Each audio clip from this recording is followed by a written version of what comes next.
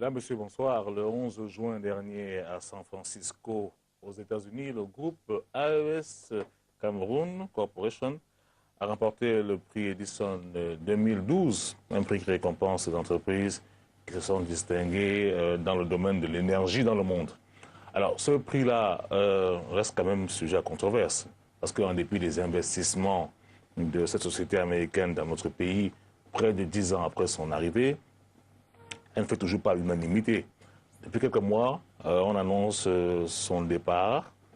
Il y a même des émissaires d'une compagnie britannique dénommée Actis qui seraient intéressés par cette reprise-là.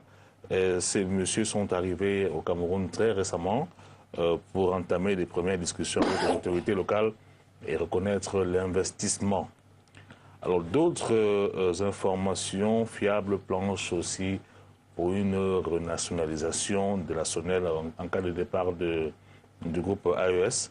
Où en est-on avec ces supposées négociations de cession? Quel serait le meilleur scénario possible? C'est-à-dire la cession à un autre partenaire étranger, soit Actis par exemple, ou la renationalisation. Que va devenir le personnel dans tout cela? Est-ce que ces intérêts vont être préservés? Deuxième sujet que nous allons aborder, les élections vont se dérouler le 30 septembre prochain, on le sait, les élections municipales législatives, et les tensions montent dans les principales formations politiques camerounaises. Au SDF, une convention se tenait d'ailleurs ce mardi à Bamenda pour régler le cas des investitures. L'URDPC, lui, il a dévoilé il y a quelques jours sa feuille de route dans ce domaine, en désignant ceux qui seront chargés de la mettre en place. Alors, le véritable débat, et dans cette formation politique-là, était celui de savoir s'il fallait procéder par les investitures, les primaires, ou même les deux et autres. La tendance prise par le président Biya, on va dire que ce sont les deux, mais avec une prédominance de l'investiture. Pourquoi ce choix? Est-ce que le RDPC aurait peur de voir s'infiltrer des différents réseaux montés du temps de leur splendeur par des personnalités qui sont actuellement emprisonnées?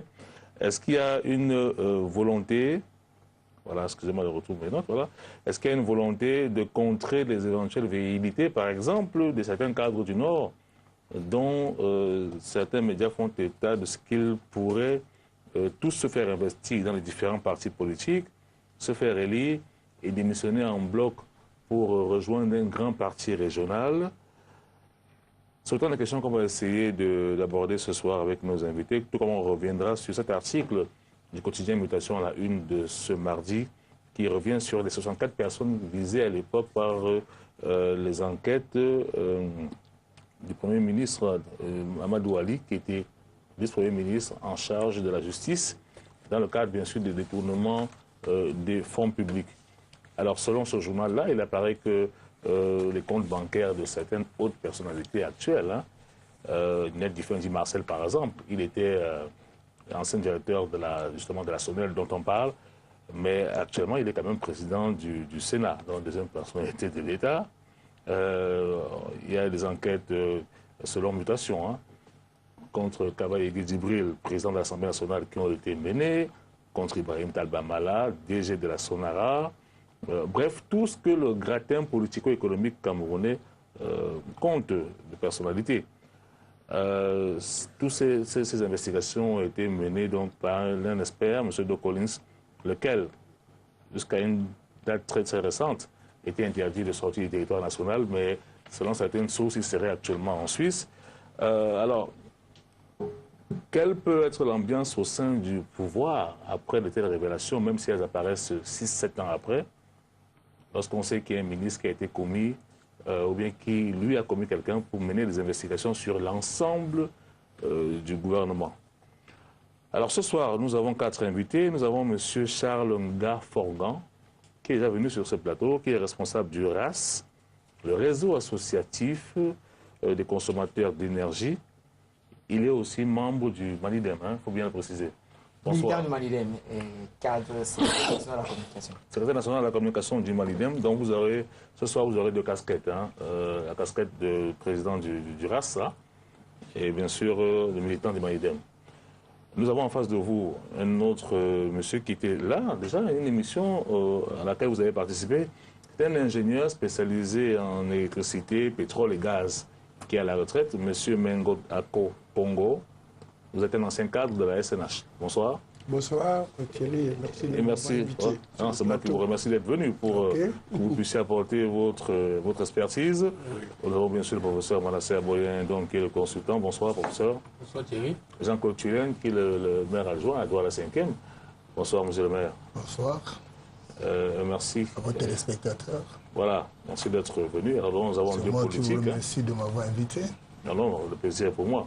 Chaque fois. Alors je rappelle bien sûr que nous avons, grâce à nos amis de Just TV, de Camtou, camtou.com, hein, vous avez la possibilité d'envoyer des messages que nous allons essayer de lire, hein, autant que faire se peut. Nous sommes donc en direct, on va commencer par Sonel. Alors ce qu'on vient d'apprendre quand même, c'est que conformément à la nouvelle loi sur l'électricité promulguée le 14 décembre 2011 par le président Biya, le ministre de l'eau et de l'énergie, M. Atangana Kouna, a annoncé très récemment, vendredi dernier je crois, que l'État camerounais envisageait la création d'une société publique de transport de l'énergie électrique. Charles Gaforgan, vous pouvez nous expliquer à peu près de quoi il retourne là? Il faut noter que l'énergie qui est produite depuis les centrales thermiques ou les centrales hydroélectriques doit être transportée jusque dans les centres de consommation, dans les chaumières. Et ce transport au niveau du Cameroun se fait à travers les lignes haute tension. Et dans ce transport-là, donc, il y a des pertes. Il y a ce qu'on appelle généralement des pertes techniques. Les normes internationales situent ces pertes-là autour de 10%. Mais dans le cas du Cameroun, du fait de la vétusté du réseau, également de la saturation, ces pertes se situent entre 30 et 40%. Et le pire, c'est que, le comble, c'est que ces pertes-là sont donc prises en compte dans la structure du tarif de l'électricité.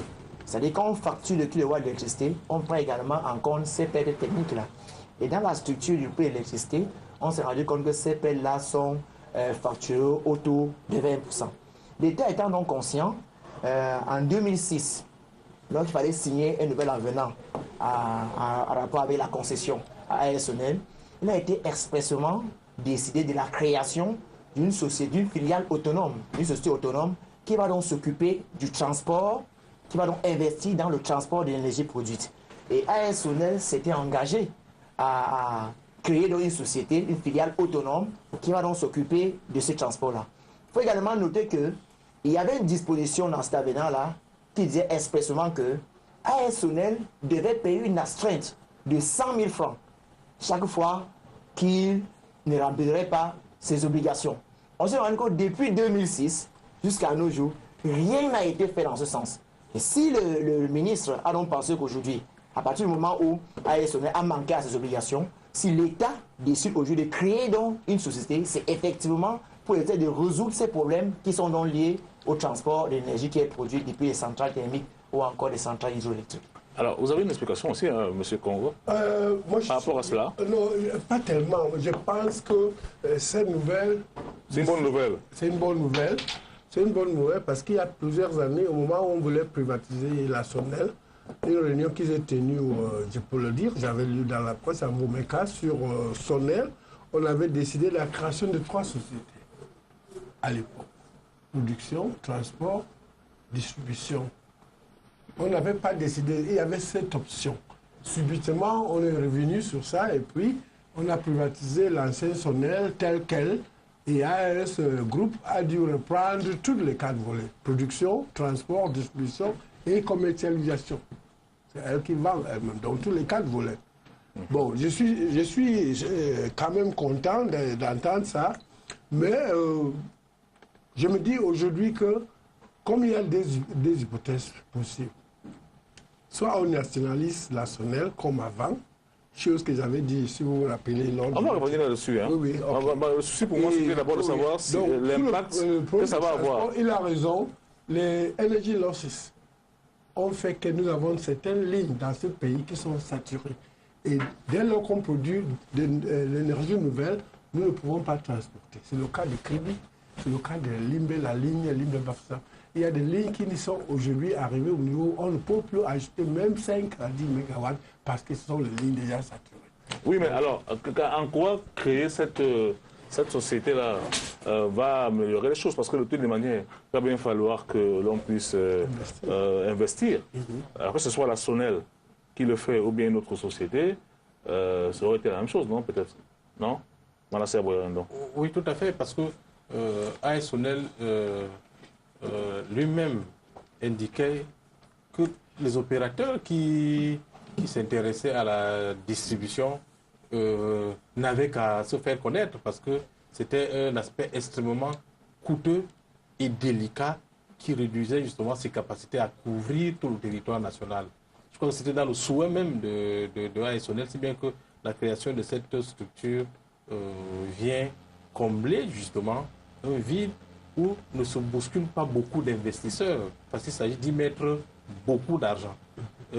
Tous sont intéressés par la commercialisation, alors que le secteur technique par excellence, qui nécessite des investissements supplémentaires importants, se retrouvait au niveau de la distribution. Donc cette création, la nouvelle société est une innovation importante qui va permettre quand même de desserrer les taux qui ne pesaient que sur la seule société ASONEL. Alors, Jean-Claude Turenne, votre avis là-dessus, sur la création de cette société avant qu'on puisse entrer dans le vif du sujet? Je crois que l'État joue son rôle régalien. C'est tout à fait normal que l'État reprenne la main. Parce que vous savez très bien que la privatisation de la SONEL n'est pas née de la volonté du gouvernement de la République. Ça nous a été imposé dans le cadre de ce qu'ils ont appelé la mondialisation. Ça suppose que c'est la Banque mondiale et le FMI qui, en son temps, nous l'avaient imposé. Maintenant que le peuple camerounais a compris que c'était un marché de dupes et que le gouvernement en a pris conscience, moi je pense que c'est une bonne chose. Et encore que ces sociétés-là ne sont pas des sociétés qui versent dans l'humanitaire, il ne faut pas se leurrer là-dessus. Ce ne pas des sociétés qui œuvrent pour le social. Ils viennent, c'est pour faire des bénéfices, ils viennent faire du business. Bon, maintenant, je ne pense pas qu'ils sont venus pour caresser les Camerounais, mais ils sont venus pour faire des affaires.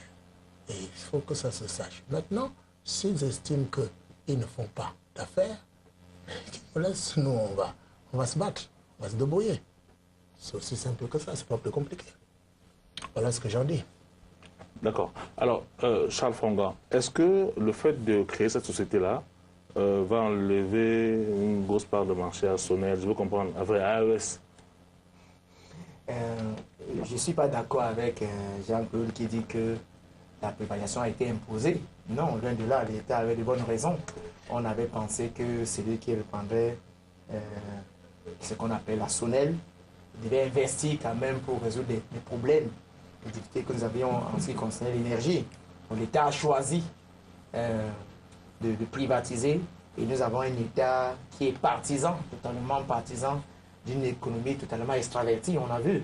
Ailleurs, il y a également par la société, l'ancien SNEC, qui est quand même resté dans le région d'État pendant de très longues années, au point où aujourd'hui on a créé une société d'affermage, Kabouat est resté dans le région de l'État.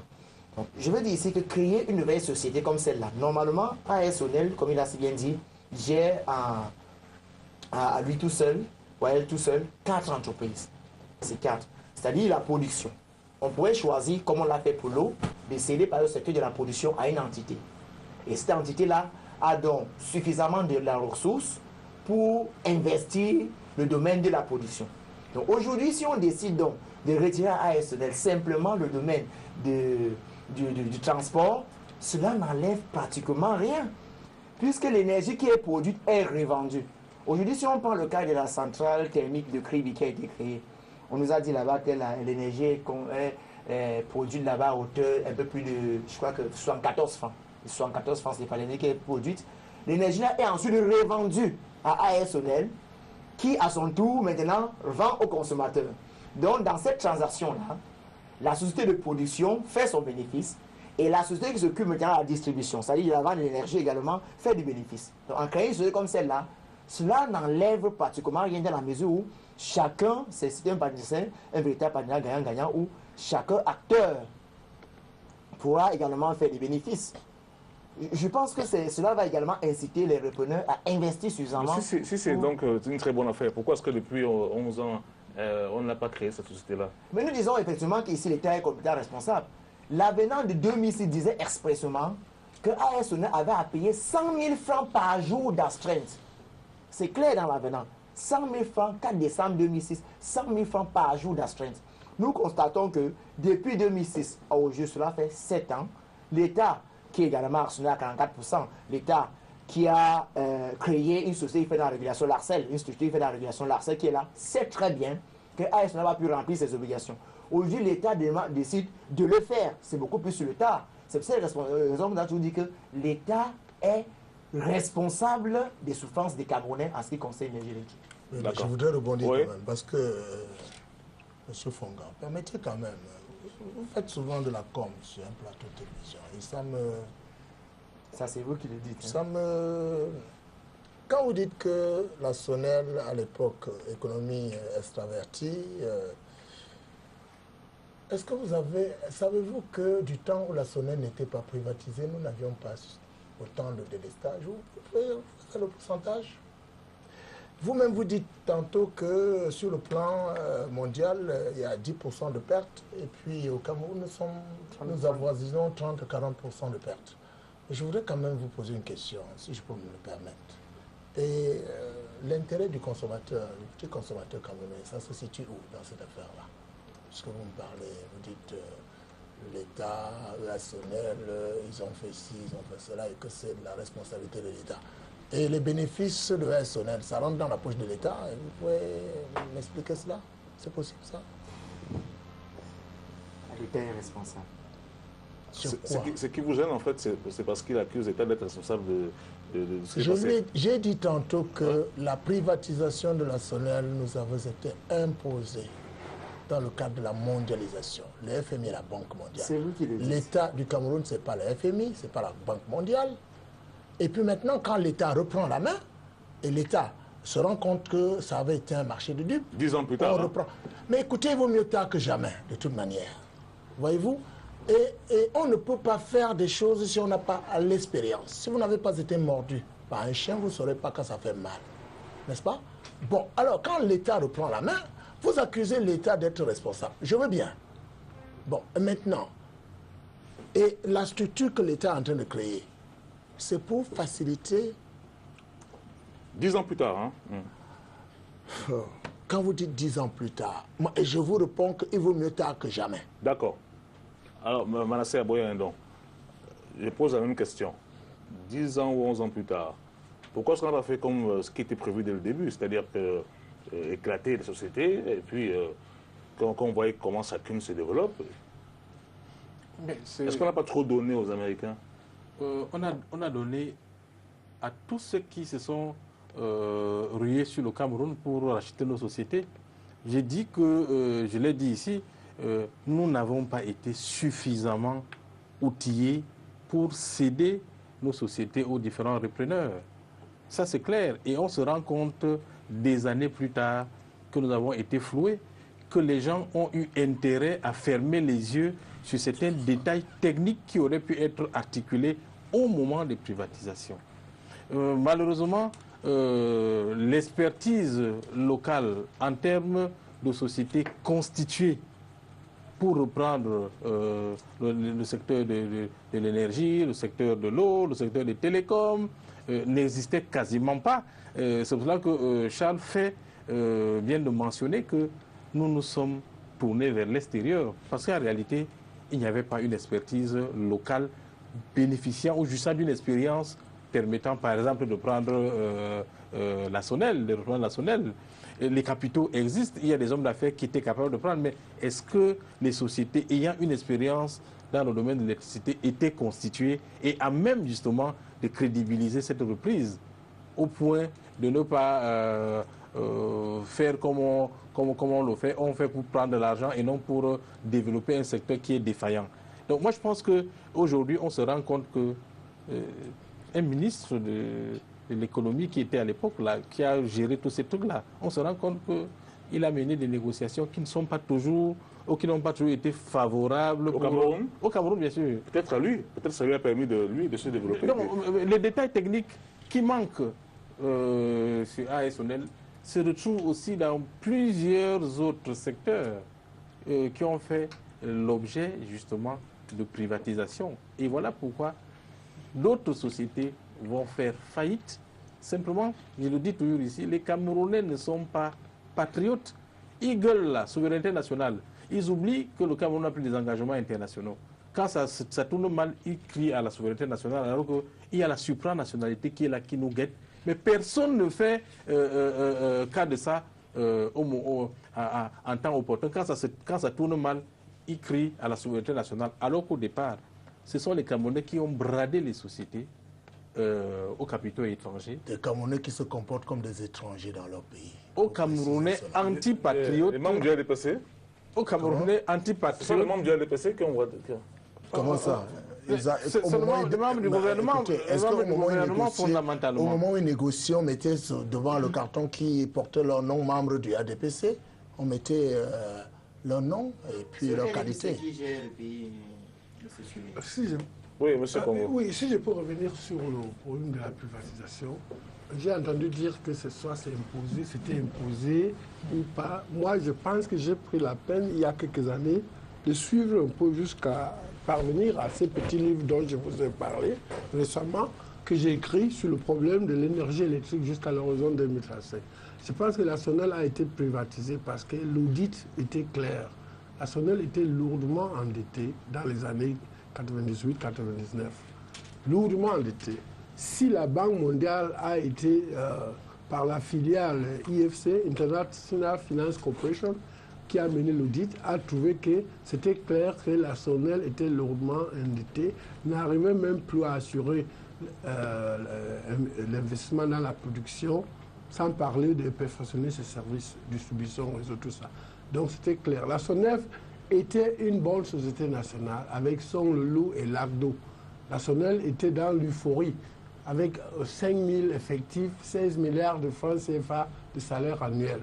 Subitement, la SONEL est devenue malheureusement le Turaques de l'État. Un moment difficile. Au moment où il fallait intervenir, il fallait. Au moment difficile, il y en avait beaucoup. Dans les années 80, l'État avait des problèmes. Nous savons qu'il y avait la crise économique qui a duré longtemps. Et la SONEL était devenue le Turaques de l'État. Doucement, petit à petit, la SONEL est devenue lourdement endettée. Au moment où il fallait investir, la SONEL a contribué aux caisses de l'État. Oui, j'ai dit dans mon livre et j'ai lu ailleurs et c'est confirmé. Oui, la Banque mondiale a fait son audit. J'étais parti de SNH quand on négociait pour le gaz, Sanagas Sud, qui aujourd'hui est réalisé 15 ans après. Mais à l'époque, le projet était bancable et était faisable. Kribi Gaz, Sanagas Sud. J'ai suivi un peu le travail de IFC pour le compte de la Banque mondiale, filiale de la Banque mondiale. L'audit de SONEL était clair et c'était écrit qu'on devait privatiser et revoir le secteur électrique, créer Axel, créer AER et puis privatiser SONEL. Mais on devait atomiser SONEL en 4 entités ou 3. Production, transport, distribution and then commercialization. Mais on a laissé, comme vous venez de dire, professeur, on a laissé tous les 4 avec le groupe, avec AS, et c'était difficile maintenant de savoir si 94 francs le kilowattheure en saison sèche, c'est raisonnable pour un Camerounais. 94 francs, donc presque 100 francs. Et puis en saison de pluie, 79 francs, le prix actuel. Mais si on avait la compétition, chose que j'ai souhaité, on évite le monopole de l'ASONEL, on fait venir d'autres investisseurs. Ce qu'on appelle dans d'autres pays, Kenya, Nigeria, les IPP, Independent Power Producers. Ils viennent, comme MTN ou Orange sont là, et il y a même un autre opérateur qui viendra, je crois, j'ai lu, c'est 21. Oui. Bon, quand il y a la compétition, ça permet d'abord de pouvoir avoir assez d'énergie. Parce que là c'était limité à 1000 MW. Et pour sortir de ça, ils ont dû créer KPDC. Parce que le contrat de concession de 20 ans avait mis un plafond de 1000 MW. Je ne sais pas pourquoi. Ceux qui ont négocié à l'époque que ce soit SGF, RDPC, ce sont les Camerounais qui ont négocié ces contrats de privatisation de 20 ans. Bon, aujourd'hui, ils avaient négocié, ils ont conclu, on a mis le plafond. Quand ils ont arrivé vers 1000 MW il n'y a pas longtemps, Sono ne pouvait plus investir dans la production. Il fallait créer KPDC légalement comme un instrument qui permet de faire tribu des 116 MW qui aujourd'hui a permis de réduire le délestage. Mais c'est encore là. Et il y en aura encore si on n'investit pas lourdement dans la production. D'accord. Alors, mais avant de sortir, oui. il faut reconnaître ici, je pense que M. Tuilen, comme tout bon militant du RTPC, il fait de la mauvaise foi. Parce qu'il faut reconnaître ici que l'État gérer ses prévoit, on a le professeur tout près de nous, il peut le dire, gérer ses prévoit, l'État était conscient qu'après ce nombre d'années, la population du Cameroun devait augmenter et que les besoins en ressources énergétiques également, devaient également augmenter. Et par contre, on n'a pas vu quand même l'État prendre des dispositions pour essayer de résoudre ce problème-là. Aujourd'hui, on a vu avec Mekin qu'on annonce, Melvé, Lompanga, on commence à comprendre que c'est sur le tard que l'État décide de prendre véritablement ses responsabilités. Vous parlez des privatisations imposées. On sait très bien que la famille est la région de l'État jusqu'aujourd'hui. Mais il y a eu des pressions de la Banque mondiale pour que cette entreprise soit privatisée. L'État ne l'a pas fait. On a également vu le secteur de l'eau. On a vu l'État continuer à recruter dans l'armée parce que chaque État a ses priorités. Donc l'État fait ses choix. Donc aujourd'hui, on ne peut pas dire nous ne sommes pas responsables, c'est les autres qui nous l'ont imposé, on l'a pris malgré nous. Je pense que l'État est responsable et dans le cas d'espèce, les souffrances que les Camerounais connaissent aujourd'hui à ce qui concerne l'électricité, l'État est en partie, je me dis qu'il est le principal responsable. Fonga, l'État c'est vous, c'est moi. Vous donnez l'impression que l'État... Mais ceux qui gèrent, je ne gère pas le pays, c'est ceux qui gèrent ce pays. Mais en réalité, l'État c'est vous, c'est moi, monsieur Fonga. Quelqu'un ne peut pas aller négocier la concession, il devient PCA. Est-ce que ce que M. Tuilen dit est vrai? Je ne gère pas ce pays, M. Tuilen. Mais l'État c'est le RDPC qui gère avec vous. C'est vous qui gérez ce pays. L'État c'est vous, c'est moi. C'est tous ceux qui sont autour de cette... La nation camerounaise, c'est nous tous. Mais bien sûr. L'État, c'est ceux qui gèrent l'État. L'État, c'est le haut, c'est le sommet. Mais ceux-là, c'est le sommet du pyramide. Tu en fais partie. Non, c'est le sommet du pyramide. L'État, c'est le sommet du pyramide. La nation, c'est nous tous. Mais vous pouvez aspirer à être à la tête de cet État-là, monsieur Fonga, puisque vous avez un parti politique. Oui, nous comprenons depuis 30 ans. Depuis 30 ans, ceux qui nous gèrent ont quand même fait leur preuve. Alors, on ne va pas demander au professeur Monasio de trancher sur ce débat-là, le débat de l'État-nation. Hein? Vous voulez trancher? Non, je ne veux pas trancher parce que c'est trop compliqué là. Je ne tranche pas. L'État, c'est moi alors. Voilà, comme je suis l'État, passons à notre chose. Mais non, l'État ne peut pas être toi Thierry parce que tu n'as pas le pouvoir de décision. Je crois qu'il faut faire la différence entre ceux qui ont le pouvoir de décision et ceux qui subissent. Voilà, dans ce cas, il ne sait pas si l'État encore c'est nous ou bien... vous ne pouvez pas dire ça, nous ne sommes pas dans une dictature. Monsieur, alors, ok. Entrons dans le vif du sujet, parce que là, c'était vraiment juste en ouverture, là. Le 12 juin dernier, le 11 juin, excusez-moi, le directeur général de AES, Sonel, était aux États-Unis pour recevoir donc ce prix Edison. Est-ce qu'il est mérité, selon vous, au regard de tout ce que l'on sait des performances de cette compagnie AES au Cameroun, monsieur Congo, le prix Edison? Le prix Edison était destiné à qui? Groupe AES ou AES Sonel? AES Sonel? Oui. Cameroun? Mais c'est le prix du délestage. C'est le directeur général qui l'a reçu. Vous savez, j'ai pris du délestage. Le bilan de 12 ans de AES n'est pas mauvais. La chose surprenante, c'est qu'il décide de vouloir retirer à 8 ans de l'échéance du contrat de 20 ans signé avec l'État camerounais. À mon avis, il devait attendre, finir vers 20 ans. Le bilan n'est pas tellement négatif. Il y a le délestage aujourd'hui, mais c'est beaucoup moins que ça devait être. Parce que AES a quand même investi dans les 12 ans 540 milliards en produisant 427 mégawatts. Malheureusement, l'énergie thermique, rien que. Et le thermique coûte cher à pouvoir gérer, à produire. Vous ne pouvez pas tourner Yassa ou Limbe 24 heures sur 24, 16 jours la semaine 7 sur 7, c'est cher. Le fouet lourd ou le diesel, ça coûte cher. Il faut l'eau, il faut l'hydro. Alors l'AES n'a pas jugé nécessaire à l'époque d'investir d'abord pour un grand barrage de 300 à 350 MW, comme l'Achtigal ou bien Menchum au nord-ouest, en même temps faisant des efforts pour ne pas avoir de délestage avec quelques petits groupes électrogènes. Les centrales thermiques, mais pas de grandes envergures, comme Yassa, Limbé. Bon, Kribi maintenant, c'est mieux parce que c'est le gaz naturel qui appartient aux Camerounais. Et le Cameroun, j'avais écrit une fois, pouvait décréter le gaz naturel, ressource naturelle stratégique, et dicter son prix. Que le prix du gaz soit... L'État peut baisser ça à un niveau où ça permet aux investisseurs de venir investir dans les centrales thermiques à gaz. Puisque nous avons 110 milliards de mètres cubes de réserves connues et une possibilité d'avoir 500 milliards si le gaz caché, ailleurs, comme j'ai dit dans mon livre sur le pétrole et le gaz camerounais, il y a beaucoup plus de gaz caché qu'on peut découvrir dans les années à venir si on encourage le secteur pétrolier. Ça, c'est un autre problème. Alors, AES, à mon avis, n'a pas mal fait pendant 12 ans, depuis le 20 février 2000. Vous êtes le seul Camerounais à le dire. Hein? Oui, n'a pas mal fait. Il est surprenant que, pour une raison technique... De 0 à 100%, vous allez dire quoi? 80%? Je peux vous dire, monsieur... Comment? De 0 à 100%, vous mettez une échelle de combien? 80%? Pour AES, oui. Je peux mettre une échelle de 70%. Monsieur Accor, oui. Vraiment. Et je vais compléter. En mettant le 70%, je dis bien que AES n'a pas trop mal fait. Il est surprenant qu'en ce moment, que le Cameroun trouve déjà un peu de sérénité avec l'Ompanga en cours, Memvele en cours, Mekin, Kribigas déjà fini en mars, là.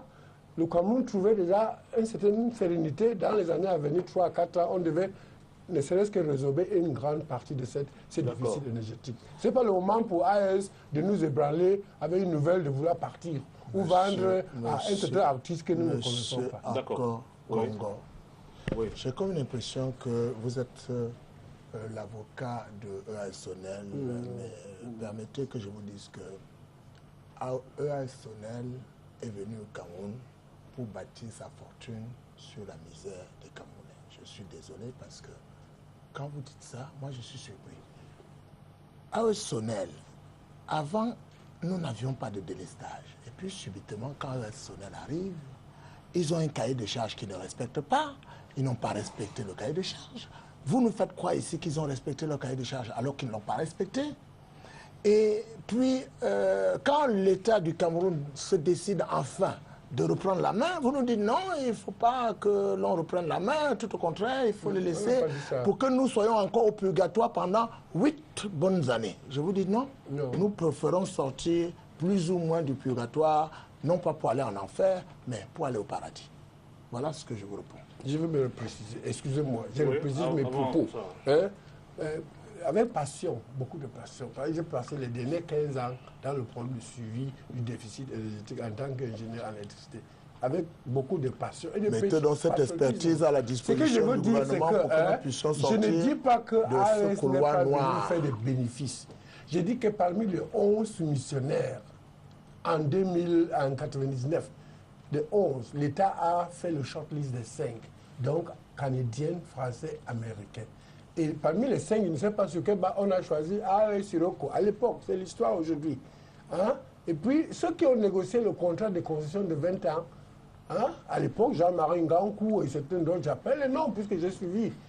Mais je ne sais pas, ils n'ont pas peut-être pris les dispositions pour le suivi technique de certains aspects de ces contrats. Aujourd'hui, on plafonne à 1000 MW.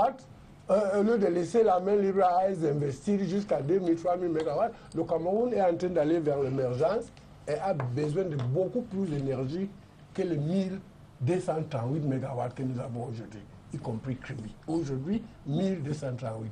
Quand je reviens sur le problème AES, c'est que l'investissement de 540 milliards qu'ils ont fait pour 427 MW d'énergie thermique n'est pas mal pour un pays qui avait le problème de délestage au moment où AES a pris avec Marc Miller. Monsieur Accor, si vous voulez donner la vérité des chiffres, monsieur Accor, quand vous dites que EAS Sonel a investi 549 milliards, 40 milliards en 12 ans. En 12 ans. Donnez le chiffre le chiffre d'affaires que EAS Sonel a fait au Cameroun pendant les 12 années. Donnez ce chiffre-là. Ne Oui, me dites mais pas ces que... choses- ce sont les choses qu'on peut estimer. Je connais le prix des ventes. Bon, alors, et puis, monsieur Accor, la grille d'augmentation du kilowatt en 12 ans, c'est-à-dire au moment où ES Sonel prenait la Sonel, regardez le prix du kilowatt et puis aujourd'hui, comparez le prix que ES Sonel effectue aujourd'hui. En 2025, le coût de l'énergie mondiale va augmenter de 14%. En 2025. Mondialement, le coût de Ce qui l'énergie intéresse les ne fait que Camerounais, grimper. c'est le Donc, coût. Au même si vous Cameroun, payez 94 c'est le francs, si Cameroun vous qui faites nous des intéresse. études, Ce vous qui se allez passe voir dans le monde ne nous que, intéresse pas franchement, pour nous ne l'instant. pouvons pas C'est le rester à Cameroun. 60, 55 francs le Je kilomètre. vais dire quelque chose. Moi, j'ai l'impression Le que coût de l'énergie va grimper. M. Tuilen, ici, s'est fait l'avocat de l'État. Il veut à tout prix dénoncer l'État. Je dis l'État Non, mais il faut est dire- responsable. Les principaux acteurs du malheur des Camerounais aujourd'hui, c'est AS Sonel et l'État du Cameroun. AS Sonel a eu un prix, le prix est 10 ans, parce que c'est un prix qui prend en compte, les organisateurs prennent en compte l'investissement qui a été réalisé. Et sur la base de l'argent investi, on peut dire que AS Sonel a mérité, c'est ce qu'ils disent. Mais nous, les consommateurs, il n'y a pas eu quand même des conséquences positives sur notre quotidien. Donc on se rend bien compte que malgré tous ces investissements, nous, les Camerounais, nous, les consommateurs, nous n'avons pas toujours accès à une énergie de qualité. Et il faut encore Et un nous dire bon que marché. l'État est responsable de tout ce qui s'est passé. Pourquoi? Le cahier de charges, c'est un cahier de charges qui a été tenu secret pendant longtemps. On ne savait pas, nous les Camerounais, nous ne savions même pas ce qui était contenu dans ce cahier-là. Et maintenant, celui qui est censé veiller au respect de ce cahier de charges-là, c'était encore l'État. A-t-il seulement fait son travail? J'ai pris un cas ici, qui est un avenant en 2006, qui dit expressément que AS Sonel qui s'est engagé à créer une société de transport, si AS Sonel ne remplit les obligations, alors AS Sonel paye une astreinte de 100 000 francs par jour. Jusqu'aujourd'hui, on n'en a jamais entendu parler. Mais qui est donc responsable? Qui était censé veiller à ce que cela soit fait? C'est l'État. Donc, ceux qui ont négocié, vous l'avez dit, n'avaient pas l'expertise. On a choisi de mettre à côté les ingénieurs qui en avaient l'expertise pour prendre quelques militants du RDPC qui devaient aller se remplir les poches. Et on a vu celui-là qui a négocié devenir PCA de la même entreprise. On a vu toutes les incongruités qui ont suivi. Donc aujourd'hui, on ne peut pas aujourd'hui, hein, nous veut dire que l'État est responsable de ce qui nous arrive. AS Sonel est certes là, mais AS Sonel a un cahier de charges que quelquefois, j'ai dit, nous ne maîtrisons absolument rien. AS Sonel avait seulement la possibilité de construire des ouvrages d'art. Ça, nous ne le savons pas. Vous savez l'attitude que vous êtes en train d'adopter, M. Fonga. Je dis très bien. Est-ce qu'il pouvait le faire? Nous ne savons pas. Vous faites... On n'en est pas là. On n'en est pas là.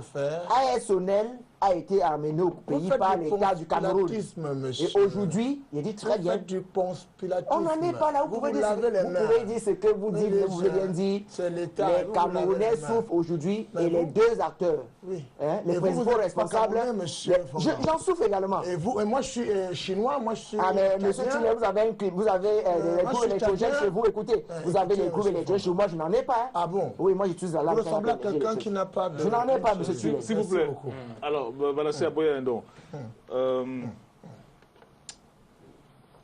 reviens encore sur le bilan. AES récemment a récupéré ce prix-là à San Francisco. Donc, on va dire quand même que c'était au moins aux États-Unis, on reconnaît ce que AES a fait au Cameroun. Hein, même si ici, certaines personnes ne reconnaissent pas, AES a beaucoup travaillé au Cameroun, a beaucoup investi. Il gagne des prix partout et tout. Bon. S'il y a eu des restages, bon, ce n'est pas la faute de l'AES, c'est la faute du gouvernement camerounais qui n'a pas investi. C'est ce qu'on va dire, n'est-ce pas? Non. Monsieur Congo. Oui, moi je l'ai dit. Attendez, le bilan n'est pas tellement négatif. Laisse le professeur intervenir. Le bilan n'est pas négatif. Il faut que le gouvernement paye ses responsabilités pour l'avenir. Moi je regarde la... Non, mais professeur, allez-y. Moi je ne peux pas... Je pense que M. Congo a totalement raison. On ne peut pas dire que le bilan de AES au Cameroun est un bilan totalement négatif. La preuve, la situation qui arrive pour la reprise de cette société et cette convoitise qui est faite par Atis, justement, que vous avez évoqué en début de l'émission, atteste que c'est une société qui peut être réajustée, boostée pour donner beaucoup plus de bénéfices. Parce que c'est quand même un fonds d'investissement britannique qui est conseillé par un cabinet, Clifford Chance, qui est quand même un cabinet qui sent les affaires. Donc, ça, c'est davantage pour gérer les questions de désendettement de cette entreprise sur le plan international. Suite justement à la situation qui est arrivée à la tête de cette entreprise, on a viré l'ancien président qui a été remplacé par son directeur adjoint, son vice, qui venait du Venezuela, où ils sentent beaucoup d'affaires qui peuvent être faites avec l'Amérique latine. Donc, il a amené une autre vision de redimensionnement de cette entreprise sur le plan international et a décidé de vendre, de céder quelques filiales, comme en Ukraine, qui n'avaient pas de problème, effectivement, comme le Cameroun, qui n'a pas visiblement de problème, mais qui peut leur permettre d'avoir un peu plus de sous et d'injecter dans leur capital. Moi, je crois que cet atout-là indique que AS Sonel n'est pas totalement, je dis bien totalement, bien entendu, il y a des récriminations qui peuvent être faites, mais si quelqu'un a 14 sur 20, si quelqu'un a 15 sur 20, il n'est pas à jeter dans la poubelle. Ça veut dire qu'il y a quand même des perspectives de redimensionnement qui intéressent les uns et les autres, surtout pour une entreprise comme Atis. Mieux, l'ancien directeur, même patron qui a été viré, est candidat à la reprise. L'ancien directeur, ça veut dire que lui-même croit aux potentialités de AS. La plupart des gros cadres qui sont basés par le Cameroun sont dans la course pour la reprise de AS. Ça veut dire quand même que si le il y a un potentiel. Oui, si le directeur a été viré et qu'il veut venir prendre, il se dit qu'on est en train de vouloir jeter dans la poubelle quelque chose qui peut être un diamant, qu'on peut polir et qui peut devenir quelque chose de très intéressant. Ce que j'allais ajouter pour ma part, c'est que le bilan, on a dit, ce n'est pas quand même très mauvais. Mais si Actis réussit, ayant fait leur descente sur le terrain récemment, on a lu, ils sont venus, ils sont repartis peut-être Actis. Ou bien si c'est l'autre qui va gagner, ils sont deux maintenant Actis et l'autre de Final Gestion. Hein? Ce sont deux concurrents, mais je crois que c'est Actis. Il faudra soit le Cameroun décide de renationaliser la Sonel. Parce que j'avais dit que le secteur électrique n'est pas compliqué comme aller à la Lune. Quand les Américains envoient l'engin sur la Lune, it's a different ball game. Hein? C'est compliqué. Mais l'homme noir, nous les Camerounais, nous pensons pouvoir maîtriser le secteur électrique qui est un vieux métier. Je suis ingénieur depuis 37 ans. C'est un vieux métier. Tu produis, tu transportes, comme il a dit, avec une société de transport. Tu arrives au bout, tu descends la tension avec des gros transformateurs, tu distribues, tu mets le compteur dans la maison. That is electricity. There's no cinéma, there's no miracle. Pourquoi nous, Camerounais, nous ne pouvons pas, à l'époque de Niat, faire la même chose, mais cette fois-ci avec l'aide de l'État plus rigoureux, avec une structuration mieux. Dans 5 minutes, on va arriver à cela. Oui, Est-ce qu'il faut aller à la... Moi, j'ai pris le devant. Pour dire ce que j'aurai à dire dans quelques minutes. Hein? Que je finisse mon propos. D'accord. Hein? Alors, soit on nationalise la Sonel, comme on avait fait au temps de Niat Dufenji, mais cette fois-ci, on évite le gaspillage, mais on ne peut jamais travailler dans un vase clos. Le Cameroun aura toujours Sonel, Cameroun, collaborera toujours avec la Turquie, d'autres pays, les Chinois et tout ça, les contrats. Les marchés pour installer les lignes de transport, les transformateurs, on ne dit pas que c'est nous, Camerounais, qui vont tout faire, mais nous pouvons gérer la Sonel. Première hypothèse, scénario, sorry. Deuxième scénario, laisser venir artistes, peut-être, si c'est ça qu'on choisit. Hein? Why not? Maintenant, faire venir d'autres investisseurs dans le secteur électrique pour la compétition, les IPP, comme ailleurs, Kenya, Nigeria, Ghana, independent power producers are everywhere now in the world. You cannot have one monopoly like ours for 12 years now. You have to diversify. That is my opinion. Oui. That is my opinion. Moi, je vais dire une chose. Say something after. Si aujourd'hui, il y a des repreneurs qui se bousculent, si aujourd'hui, il y a des repreneurs qui se bousculent, cela veut tout simplement dire que c'est une société qui est encore rentable. Et si les Américains veulent partir, c'est parce que les Américains se sont rendus compte qu'ils sont venus pour se faire beaucoup d'argent. Soit ils en ont beaucoup gagné, au point où ils peuvent se retirer. Soit ils ont estimé qu'ils n'ont pas pu atteindre véritablement les montants escomptés et qu'ils décident de partir. Et s'il y a des repreneurs, comme vous nous pouvez comprendre ici, qu'il y a beaucoup de produits qui se bousculent, cela veut tout simplement dire que la Sonel aujourd'hui, ce qu'on appelle AS Sonel aujourd'hui, peut encore faire courir. Et par contre, nous disons non à tout ce qui arrive là. Pour nous, il faut renationaliser. Si les gens veulent arriver pour se faire du beurre, du blé, sur les Camerounais, mais pourquoi est-ce que les Camerounais eux-mêmes ne prendraient pas ces choses, les choses en main? Avec l'espoir de AS aujourd'hui, nous ne sommes pas d'accord près qu'une autre entité arrive. Aujourd'hui, on dit Actis, c'est un holding financier, mais AS Corporation, au moins, avec une certaine expertise, même si dans le thermique, mais au moins dans le secteur de l'électricité. Aujourd'hui, on a des gens qui arrivent, qui ont beaucoup d'argent. Mais est-ce qu'avec l'argent, est-ce que cet argent-là accompagné de suffisamment d'expertise? Avec l'espoir de ASONEL, nous les Camerounais ne sommes plus prêts à accepter un autre repreneur. On a vu que celui qui gère ASONEL, c'est un Camerounais.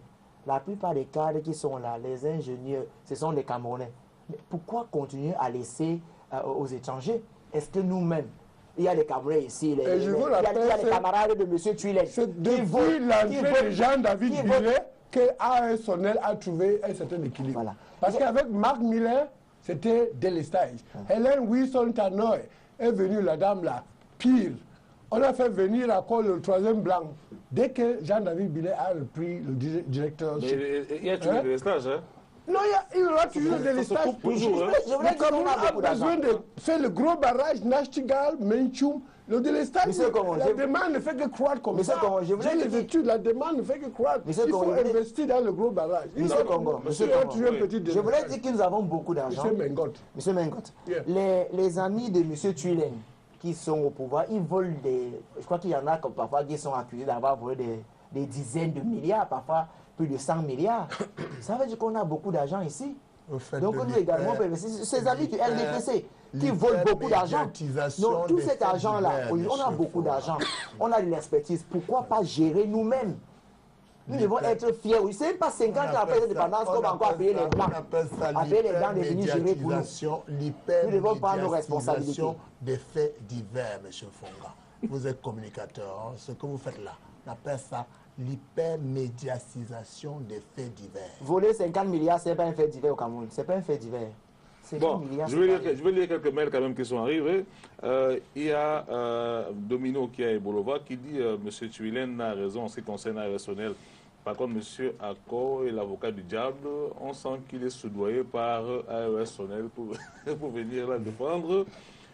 Olivier Léondé, bonsoir. La rumeur de départ de AES, vous qui êtes sur le plateau, que deviendront les agents en cas de départ? On va en parler dans une minute. Ils vont pas partir avec la société. Et qui a soir, il dit, M. Ako a raison, AES en réalité s'est bien battu. Bon, on va dire que c'est passable. Si l'on pouvait évaluer toutes les fraudes et pertes non techniques aussi. Bon, Martial et Yaoundé, M. Tuilen semble ne rien comprendre pour ce qui est de AESONEL. Il serait prudent qu'ils suivent les autres. Je prends un dernier. Jenny, Ange Raphaël, ici à Douala, pense que M. Ako fait des estimations en tant qu'ingénieur et non comme avocat de AES. Maintenant que le véritable problème vient de l'État, comme M. Fongan le dit bien, et c'est vrai, l'État, ce n'est pas nous, l'État, c'est le gouvernement en place. Hein? Bon, on continue à envoyer des messages. On est aussi sur Camtou, hein, au niveau de la réalisation. Si on peut ajouter Camtou, hein, KAMT2O.com, vous pouvez recevoir vous pouvez envoyer des messages, on va essayer de les lire. Là, on vient de lire les messages de Just TV.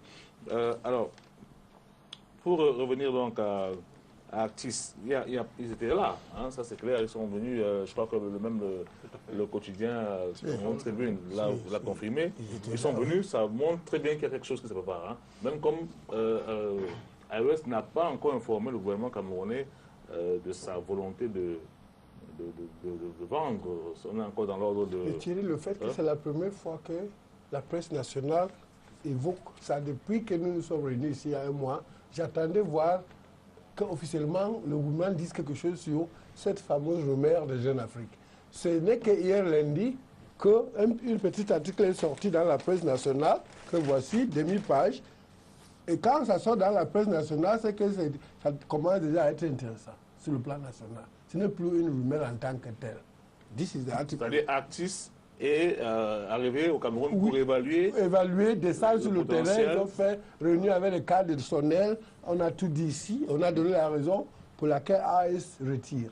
On a dit ici une phrase très technique là qui dit que par la volonté du groupe d'Arlington aux États-Unis de rendre plus lisible sa stratégie et de rationaliser son déploiement international, aujourd'hui éparpillé entre 25 pays.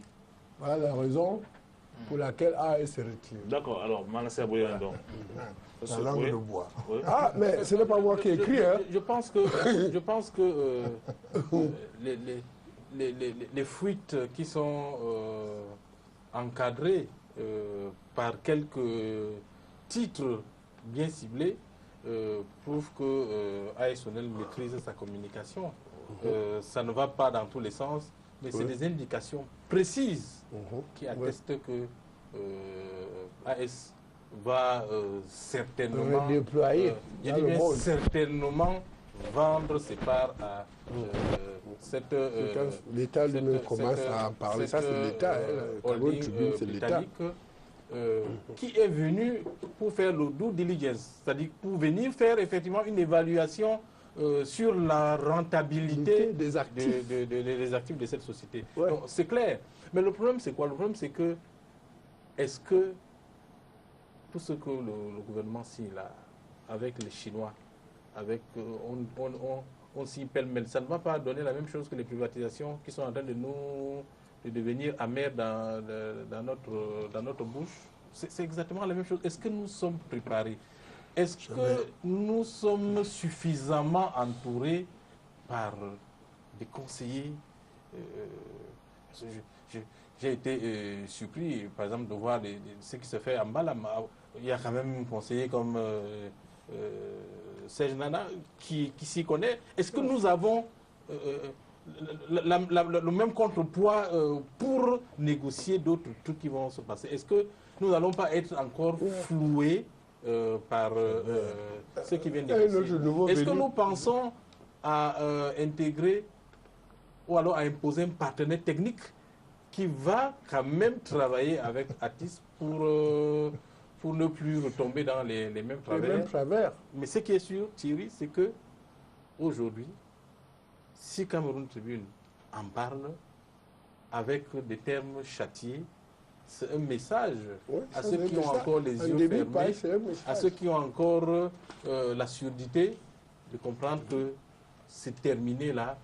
AES-Sonel a cédé et maîtrise la communication qui est dosée à compte-gouttes pour que la pilule ne soit pas amère. Donc, en d'autres termes, c'est terminé pour l'aventure de AES-Sonel. C'est prévisible. Hein, alors, il y a des messieurs qui disent qu'ils sont, vous savez, monsieur qui est en France, qui dit qu'il est contre la renationalisation de l'AES, enfin, non, pas de l'AES, de la Sonel, parce qu'il pense que la rigueur n'existe pas chez nous. Hein? On va retomber encore dans les travers de la défense Sonel. Il y a un monsieur Bill, on l'a dit, il y a des gens sur le plateau qui ne comprennent rien en économie. AES au Cameroun pour développer les infrastructures, c'est l'État qui doit le faire. C'est M. Niat qui a cloué la Sonel en la laissant agoniser, en la laissant en agonie alors que le gouvernement prenne... Alors que le gouvernement prenne... Alors, il faut que le gouvernement prenne donc ses responsabilités et assume ce qui s'est passé. Quand le gouvernement prend ses responsabilités, vous dites que après 10 ans. Bon, 12 ans. Après 12 ans. 12 ans, et 12e année. Moi, j'avais suivi un expert financier, un économiste sur un plateau, à la Kalaka pour ne pas le nommer, qui parlait d'actionnariat populaire s'agissant de AES-Sonel. Je pense que ce serait peut-être la meilleure solution.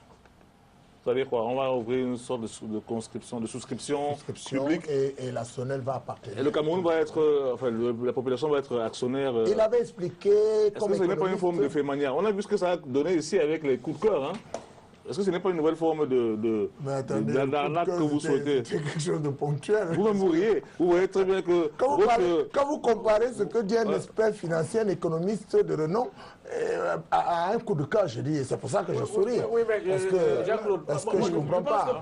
Pour AES-Sonel, AES-Sonel s'est quand même comporté en gentleman avec le gouvernement camerounais. Je vous prends pour exemple, pour l'illustration, dans la région du centre, il y a 340 villages qui ne payent pas l'électricité. Et AES-Sonel n'arrive pas à couper. Il dit 340 villages dans le centre qui ne payent pas l'électricité. est-ce que notre groupe, qui vient à tout prix faire des bénéfices, comme on l'avait indiqué, peut accepter une situation? Pourquoi on ne paie pas l'électricité, Manassé Aboyando? Comment 340 villages peuvent ne pas payer l'électricité? C'est bizarre. Non, moi je veux comprendre. C'est vrai que j'ai pas la preuve. On n'en est pas là. c'est du bénévolat ou c'est quoi? Alors, s'ils laissent faire, est-ce que même nous ne sommes pas en train de se créer sur d'autres choses? Parce qu'il y a beaucoup de factures ici qui sont aussi. Dont on estime. Il y a des voleurs d'électricité régulièrement reconnus, on ne coupe pas pour la paix sociale. Est-ce qu'une autre société qui cherche à doubler le bénéfice va accepter? Le problème des Camerounais, ce n'est pas d'avoir l'électricité gratuite. Les Camerounais sont prêts à payer. Vous voyez qu'il y a des campagnes qui demandent aux Camerounais de consommer moins. Les Camerounais sont prêts à consommer et à payer leurs factures. Le problème n'est pas d'avoir l'énergie gratuitement. Vous avez dit ici qu'il y a un message qui est en train de passer de façon subtile. Et nous, les Camerounais, nous, les consommateurs, nous disons également à l'État, qui est complice de ASONEL, parce que vous avez si bien dit, quand ça passe dans les médias, les services publics, dans Cameroun Tribune, cela veut dire que l'État est en train de donner son aval. Mais nous disons à l'État là que nous ne sommes pas d'accord. Si vous profitez également de façon de ces mécanismes-là, pour passer ce message qui a été très bien décrypté par le professeur Aboya, qui est doux, qui est subtil, qui est bien habillé, nous les Camerounais de façon crue, nous disons à l'État, nous disons cela que nous ne sommes pas d'accord avec ça. Nous ne voulons pas de la cession de ASONEL à un quelconque repreneur. Pour nous, il faut renationaliser la SONEL. Nous n'en sommes pas là. Et là encore, c'est la preuve que nous sommes dans un pays. Nous sommes dans un pays où. J'ai dit une chose. Nous sommes dans un pays où. Nous sommes dans un pays qui n'est pas gouverné. Parce que voilà qu'il y a une information aussi importante. Il y a un très grand enjeu. Mais on se rend compte que ceux-là qui nous gênent ne communiquent pas. Ils ne disent absolument rien.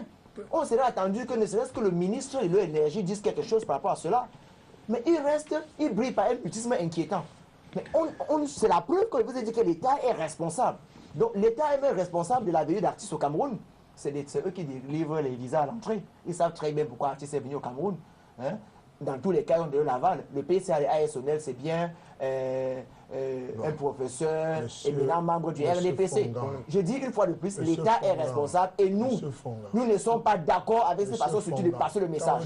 Pour nous, il faut renationaliser. Je vais vous dire alors, M. Fonga, que pour qu'un étranger vienne au Cameroun, ce sont les maires qui signent les certificats d'hébergement pour eux. C'est-à-dire que ce sont les maires qui donnent le feu vert au consul. Vous voulez dire que c'est quel maire qui a dossier? Non mais attends. Ces maires sont pour la plupart les maires RDPC comme vous, M. Tullet. Il dit le ministre de l'eau et de l'énergie. Mais ils sont invités par le gouvernement camerounais. Non, on n'en est pas là. L'invitation pour qu'il arrive au Cameroun, il faut qu'un maire signe un certificat de c'est la même chose, c'est l'État. Alors, monsieur Tullen, d'un côté, on a d'autres qui estiment qu'il faut recamerouniser cette affaire très vite parce que ça ne vaut pas la peine. D'un autre côté, bon, nationalisation, c'est la même chose. Actionnariat populaire, c'est pratiquement la même chose, hein, mais c'est un problème sémantique. Alors, est-ce que les fonctionnaires ne veulent pas qu'on renationalise pour justement faire main basse sur l'immense pactole qui est autour de la gestion de tout ce qui est électricité? Parce que vous savez très bien qu'on est en plein investissement. Il y a beaucoup d'argent qui traîne, qui rôde, qui tourne. Est-ce que les fonctionnaires qui décident ne veulent pas faire même base sur le pactole? Parce que c'est ça le problème. Ils ne peuvent pas. J'ai dit tout à l'heure, maintenant, avec la rigueur, la dernière rigueur, il faut qu'on prenne au sérieux le secteur énergétique. Si on nationalise SONEL, il faut commencer par un audit exhaustif aujourd'hui des actifs de la SONEL. Parce que le problème de la SONEL n'est pas seulement la production d'électricité, c'est le transport et la distribution et le vol du courant et toutes ces pertes de 30 à 36%. Energy losses, line losses entre Kribi, Mangombe et Déa. Donc il faut un audit exhaustif. Un audit vraiment exhaustif de qu'est-ce que la SONEL a aujourd'hui au Cameroun. Bon, maintenant, l'État peut créer un task force. Pourquoi pas un task force interministériel pour essayer de débattre de ces problèmes et choisir le scénario entre renationaliser la SONEL avec l'impossibilité de faire main basse sur la recherche de la SONEL. Moi aussi, je peux chiffrer cette recherche avec ce que je viens de vous dire. Ils ont mis 540 milliards en 12 ans avec 427 mégawatts de centrales thermiques, Limbe, tout ça. Donc, ma position, c'est que l'État doit prendre ça au sérieux, puisque le président a parlé d'aller en émergence en 2035, dans 22 ans. 13. Oui. Oui, 22 ans. 22. Mais pour aller à l'émergence, mon livre prouve que le Cameroun a besoin du triple de l'énergie qu'il a aujourd'hui. Donc il faut prendre ça au sérieux. Il faut investir lourdement. Il faut faire venir d'autres sociétés qu'artistes. Donc, IPP qui on ne vient de nationalise pas. Turquie. On ne renationalise pas. Non, on peut nationaliser, mais ça joindre à l'expertise extérieure. Mais c'est nous qui contrôlons. Joint venture, why not? Joint venture. On ne peut pas travailler dans un vase clos. Joint venture. Oui. Le discours de Charles est un discours qui épouse la plupart des nationalistes, des Camerounais qui pensent qu'il vaut mieux intégrer les Camerounais dans la consolidation des acquis. Je crois que c'est un discours que partagent tous les Camerounais. Sauf que sur le plan économique, sur le plan financier, les idées ne sont pas cotées en bourse. Je n'ai jamais vu un pays où les idées... c'est les capitaux. Et je crois que c'est celui qui tire le chef qui fixe les conditions. Oui. Il faut souhaiter justement qu'on puisse intégrer des nationaux dans ce qui va être fait. Il faut souhaiter qu'on imagine un scénario qui va permettre que, autant nous voulons que des gens viennent investir de l'argent pour améliorer ce secteur, autant les Camerounais ne doivent pas être écartés. Ouais. Non seulement mais écartés du processus. Donc, il ne faut pas dire que nous ne voulons pas que les gens viennent. Nous sommes un pays qui va être condamné à s'ouvrir aux capitaux étrangers. Oui, non, nous devons tout simplement, et c'est ce qu'on déplore depuis, veiller que des sociétés de droit camerounais qui se créent puissent intégrer des Camerounais qui ont l'expertise, qui peuvent être associés au développement de leur pays. Il n'est pas sain qu'à l'heure actuelle, pratiquement plus de 50 ans après les indépendances, qu'on commence encore à imaginer des scénarios où on va tout céder aux étrangers sans associer les nationaux. Alors, je crois que les deux aspects doivent être articulés. Il y a Yannick qui dit, est-ce que le nouveau repreneur va revoir les contrats coloniaux passés avec certaines sociétés à l'instar d'Alucam? Bon, ça c'est une question qu'il va falloir que l'on pose. Il y a Alexis, il dit, Monsieur Ako, j'aimerais savoir s'il faudrait avoir une autorisation du ministère de l'Énergie et de l'Eau afin de produire de l'électricité photovoltaïque. Si c'est le cas, on peut se passer de AES, selon lui. C'est possible. Normalement, il faut une autorisation. On ne peut pas produire ici s'il n'y a pas d'autorisation. La loi de 14 décembre 2011 est très libérale. La dernière loi sur l'électricité de notre pays permet à beaucoup faire. Oui. Le problème, c'est qu'il y a toujours les gens qui tergiversent.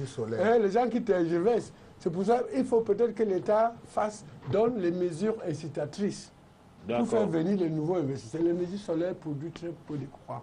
C'est bon pour les maisons individuelles. Je peux venir chez vous, je fais un devis, installer les panneaux photovoltaïques chez vous, batterie, convertisseur, pour avoir le courant AC, du courant DC qui sort. Mais sur le plan national, l'énergie solaire ne peut pas apporter grand-chose.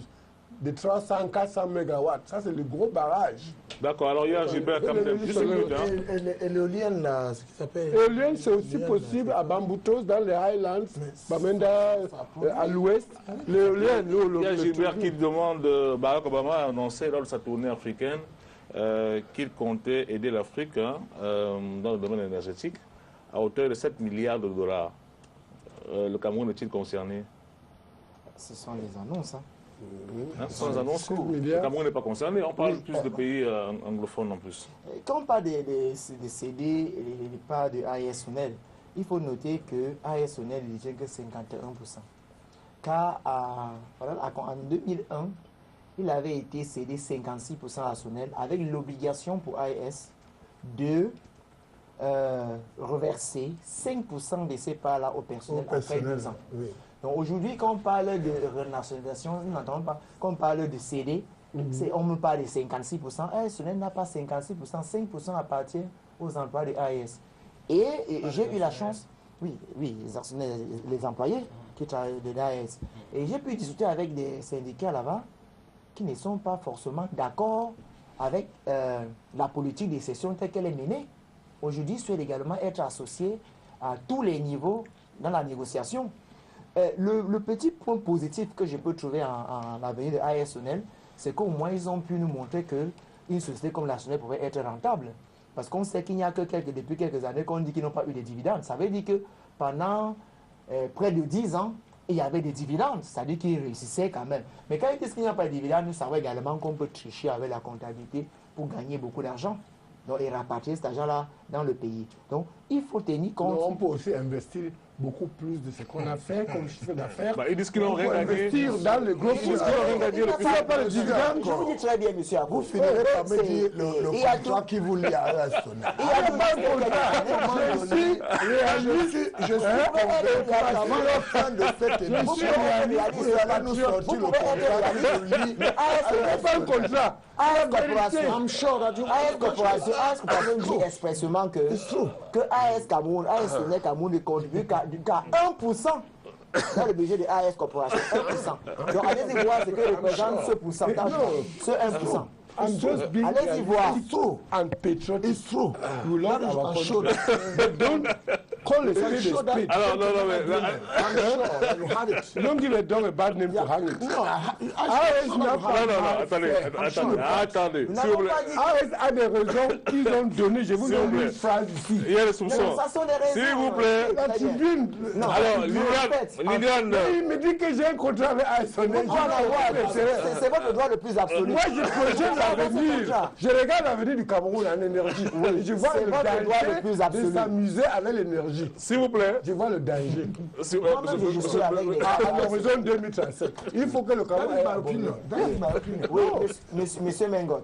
Vous savez, ce qu'on appelle horizon 2035, là, c'était un rêve. Monsieur Tulen. Monsieur Tulen. C'est les amis de monsieur Tulen qui rêvent. S'il vous plaît, monsieur Tulen, vous ne portez pas de soupçons. Je ne suis pas soupçonné. Ce sont aucun intérêt à défendre AS Sonel. J'ai les chiffres, je vous ai communiqué. 540 milliards de ce sont les attitudes, les interventions appuyées et plus ou moins... Dernière question. Liliane Nga de Sukamtou, elle demande l'État a-t-il les moyens pour renationaliser la Sonel actuellement? Bien évidemment, l'État a le monopole de la contrainte obligée. Ça veut dire quoi ça? Ça veut dire que l'État, si l'État décide de nationaliser, l'État peut nationaliser. Ouais. Oui. Dans l'intérêt commun de ce pays. Ça peut se faire. Est-ce que l'État a les moyens? Oui. Il faut noter que les camarades du parti, M. Tulem vole beaucoup d'argent dans les caisses de l'État. Donc l'État du Cameroun a beaucoup d'argent. Je vous fais simplement voir les sous qui sont levés dans les comptes un peu partout. L'État a beaucoup d'argent. Donc l'État a les moyens pour nationaliser et gérer la politique énergétique. Le minimum de courtoisie républicain, vous voyez, M. Fonga, le minimum de courtoisie républicain. C'est pas vos amis, c'est vos camarades du parti, vous voulez dire. Ne vous autorise pas à venir sur camarades du parti, vous voulez dire. À venir sur ce plateau, commencer à porter des accusations fantaisies. Vous avez porté des accusations. Mais attendez. Ils sont en prison, sont vos camarades du parti. Mais attendez, M. Fonga. Écoutez, M. Fonga. Moi, je veux bien que vous veniez sur ce plateau. Vous comportez comme vous faites là. C'est-à-dire, vous êtes une branche de l'UPC en fait. Ça veut dire que vous êtes resté profondément 58 ans. 58 ans. S'il vous plaît. Ça veut dire que... Bon, je départage. Vous-même avez porté les mêmes accusations. Il y a encore moi, Manuel. Je n'ai aucun intérêt à défendre AS Sonel. J'ai dit la vérité et j'ai des chiffres. Moi, je suis technicien. S'il vous plaît. D'accord. La politique, pour le moment. On sort de la on sort.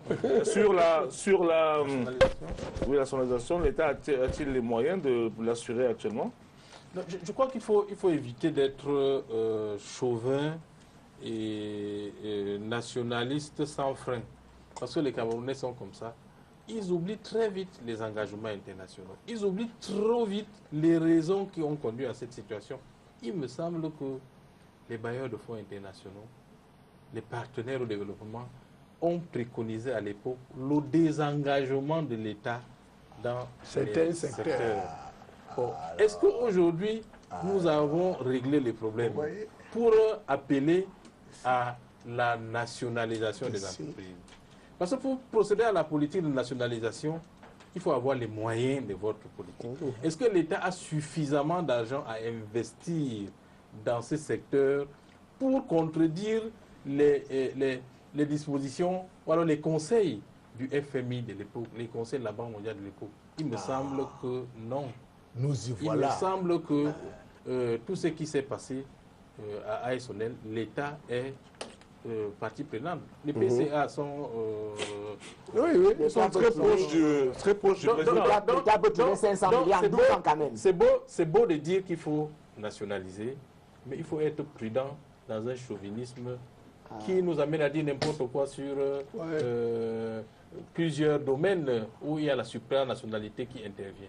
Moi, je crois que soyons prudents, souhaitons que ceux qui négocient aujourd'hui pour le compte de l'État ne soient pas comme ceux qui ont négocié pour le compte de l'État il y a 12 ans. Il y a 12 ans. Ouais. Souhaitons un sursaut d'orgueil pour qu'on ait des patriotes qui peuvent plaider pour une articulation entre ceux qui apportent les capitaux et l'intérêt national. Et l'intérêt national en associant des compétences. Donc moi, je suis contre la nationalisation parce que la nationalisation ne correspond pas aux prescriptions que nous avons régulièrement acceptées, mais que nous avons sabotées par notre antipatriotisme. Il faut maintenant que le président songe à envoyer justement des représentants de l'État beaucoup plus conscients des intérêts nationaux, de manière à articuler la jonction qu'il y aura à faire entre les capitaux et l'expertise technique qui peut être recherchée en associant à tout prix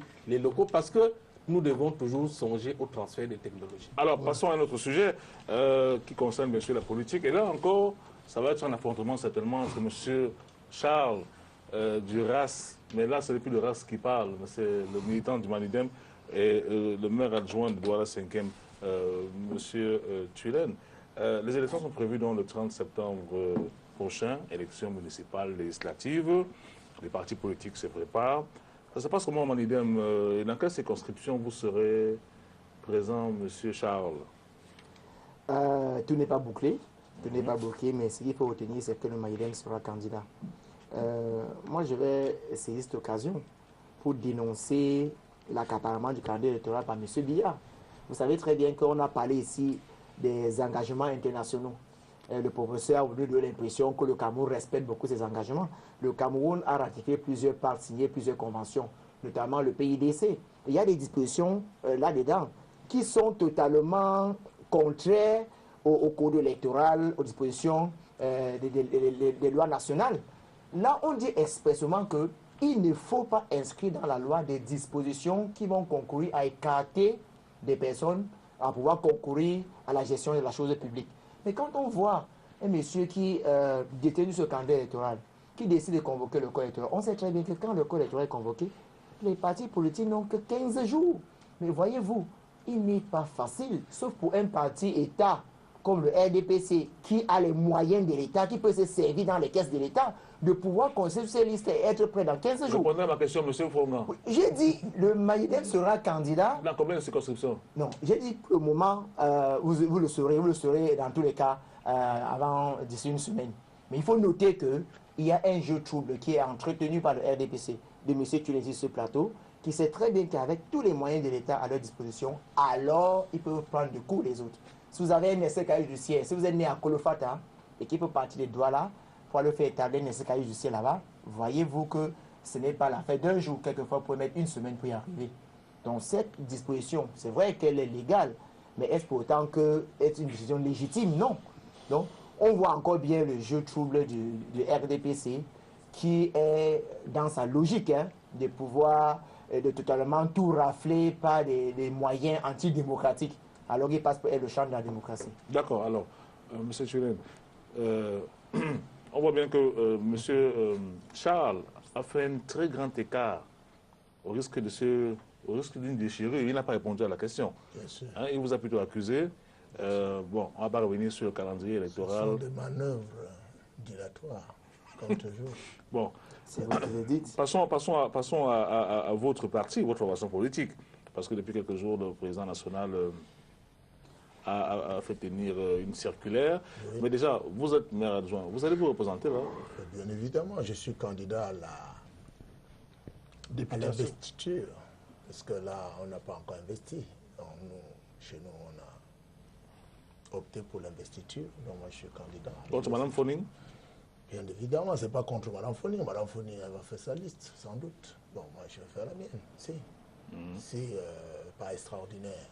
Bon, j'ai peut-être, on ne sait jamais, je pourrais être investi. Bon, à ce moment-là, Pas je dirais que extraordinaire. je suis candidat. Et pour l'instant, je suis candidat à l'investiture. Voilà D'accord, ce que je dis. à l'investiture. Mais justement, parce que il y avait quand même dans votre parti, vous avez une tradition, on va dire, de démocratie entre guillemets, puisque depuis au moins plus de 30 ans, pratiquement, près de 30 ans, vous avez l'habitude de procéder par des primaires et autres. Bon, écoutez ce que le président Biya lui le dit. Vous allez m'expliquer parce que je ne suis pas très intelligent, je n'ai pas très bien compris ce qu'il a voulu dire. Dans sa lettre circulaire, il dit l'investiture des candidates et des candidats du RDPC aux élections législatives et municipales relèvera du comité central, conformément au texte de base du parti, en l'occurrence l'article 23 des statuts. Paragraphe Alors, 5. Je complète. Toutefois, En paragraphe 5. fort des expériences du passé, la désignation va être effectuée en liaison avec la base militante à l'effet de favoriser l'émergence d'hommes, de femmes et de jeunes intègres, dynamiques et représentatifs, capables de susciter l'adhésion pleine et entière de l'électorat au projet pour un Cameroun émergent porté par le RDPC. Alors, qu'est-ce que ça signifie en français facile, Monsieur Tulène? En français facile, ça signifie que nous sommes des grognards de la Légion de Napoléon. Nous grognons toujours, mais après, nous obéissons toujours au chef. Voilà ce que ça veut dire. Ça veut dire que quand le chef décide, nous nous mettons en rang. Là, il décide de quoi? Il y a primaire ou il n'y a pas primaire? Non, il n'y a pas primaire. Il n'y a pas primaire. Ça veut dire quoi? Ça veut dire que c'est le comité central, de par nos statuts, vous l'avez cité, l'article 23, qui permet de choisir. Mais ça ne veut pas dire que la base ne participe pas, puisque dans ce même texte, il est demandé qu'il y ait que l'on se mette ensemble et que l'on fasse une liste consensuelle. Le consensus, ça veut dire quoi? Ça veut dire que on vous oblige à vous entendre. Et si vous n'arrivez pas à vous entendre pour former une liste unique, on retient 2 listes qu'on envoie au comité central. Et en ce moment-là, en dernier ressort, le comité central choisit. Voilà, et ça s'impose à tous. Voilà ce que ça veut dire. Ok. Alors, monsieur Mengot, vous avez suivi le... Oui, j'ai suivi. Moi, mon avis, en tant que...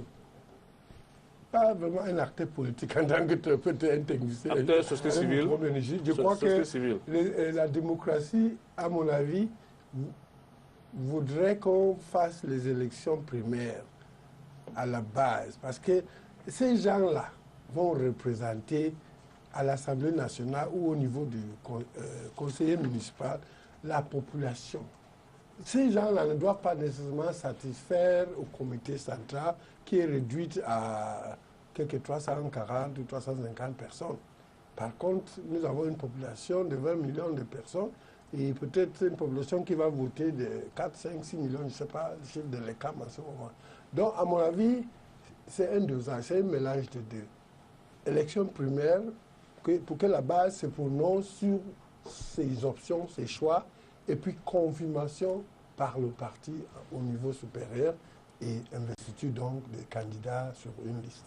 Pour moi, il faut le mélange des deux là, cette procédure-là. D'accord. Ça, c'est mon avis. Alors, Manasseh Aboyandon, est-ce que ce n'est pas un recul au niveau du RDPC, le RDPC qui se vantait d'ailleurs d'être le parti qui a mené la démocratie au Cameroun, déjà en son sein à la fin des années 80, et qui maintenant, bon, essaye de recadrer les choses? Globalement, le RDPC va reprendre la main sur l'homogénéité de son parti qui est traversé par beaucoup de querelles intestines, beaucoup d'hégémonisme sur le plan local entre certains barons qui se vouent une haine qui sont incapables de se retrouver côte à côte. Donc là, ils essayent d'éviter des déchirures inévitables qui pourraient naître à l'issue des primaires. Donc c'est ça, c'est le souci de garder une certaine cohésion, de contenir les rancœurs qui pourraient être préjudiciables à l'équilibre de ce parti confronté aux autres dans le cadre d'une compétition électorale. Malheureusement, et c'est ça le drame, c'est qu'il n'y aura plus de démocratie interne à l'intérieur du parti. Les militants ne seront pas ce qu'on appelle la démocratie, donc ne seront même jamais démocrates, vont devenir des autocrates au service de celui qui les a nommés et ne manqueront pas de mépriser ceux qui ne seront pas choisis. Donc, quels que soient les cas, à l'intérieur du parti, c'est l'école de la démocratie. À l'intérieur du parti, c'est l'école de la démocratie.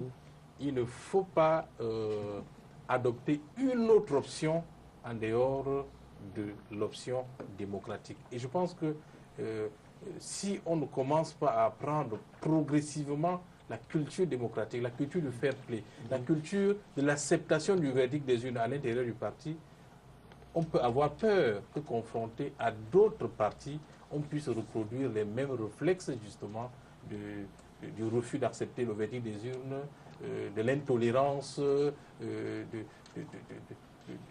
d'une guerre qui n'a rien à voir dans le cadre de la démocratie. Donc, je crois que l'option du RDPC est une option à reculade, mais c'est simplement une option de survie. Bon, alors je lis quelques messages qui sont arrivés parce qu'il y en a beaucoup. Il faut toujours qu'il y ait des messages qui soient lus. Alors c'est un monsieur qui disait, voilà, c'est Nathanaël. Bonne chance au monsieur du RDPC face à Mme Foni, mais il dit, vous savez déjà qui serait investi. Hein? Pour lui, là, bon, il n'a pas dit, il a mis 3 points de suspension. Il dit que vous savez déjà qui va être investi. Surtout que maintenant, c'est centré. Bon.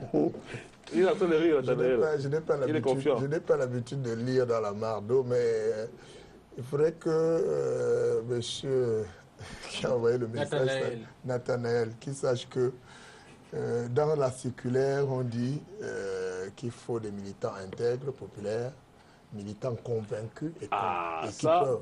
Vous voulez dire que quoi? Que la maman n'est pas intègre? Non, je voudrais, parce que quand vous dites, on donne l'impression que, selon le professeur, il donne l'impression que nous allons reculer. Mais je lui dis non, parce qu'en fait, quand on parle de consensus, le consensus, ça veut dire quoi? Ça veut dire qu'on vous oblige à vous asseoir, à discuter, et vous formez une famille.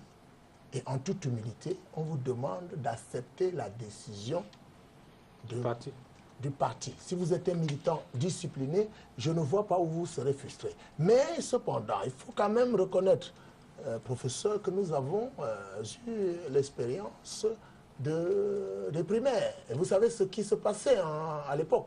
Il y avait toujours une déchirure.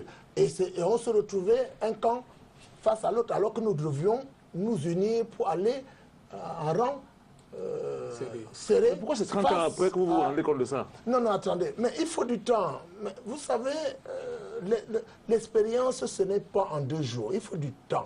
Et puis vous savez très bien que le Camerounais, nous aimons verser dans la transversalité.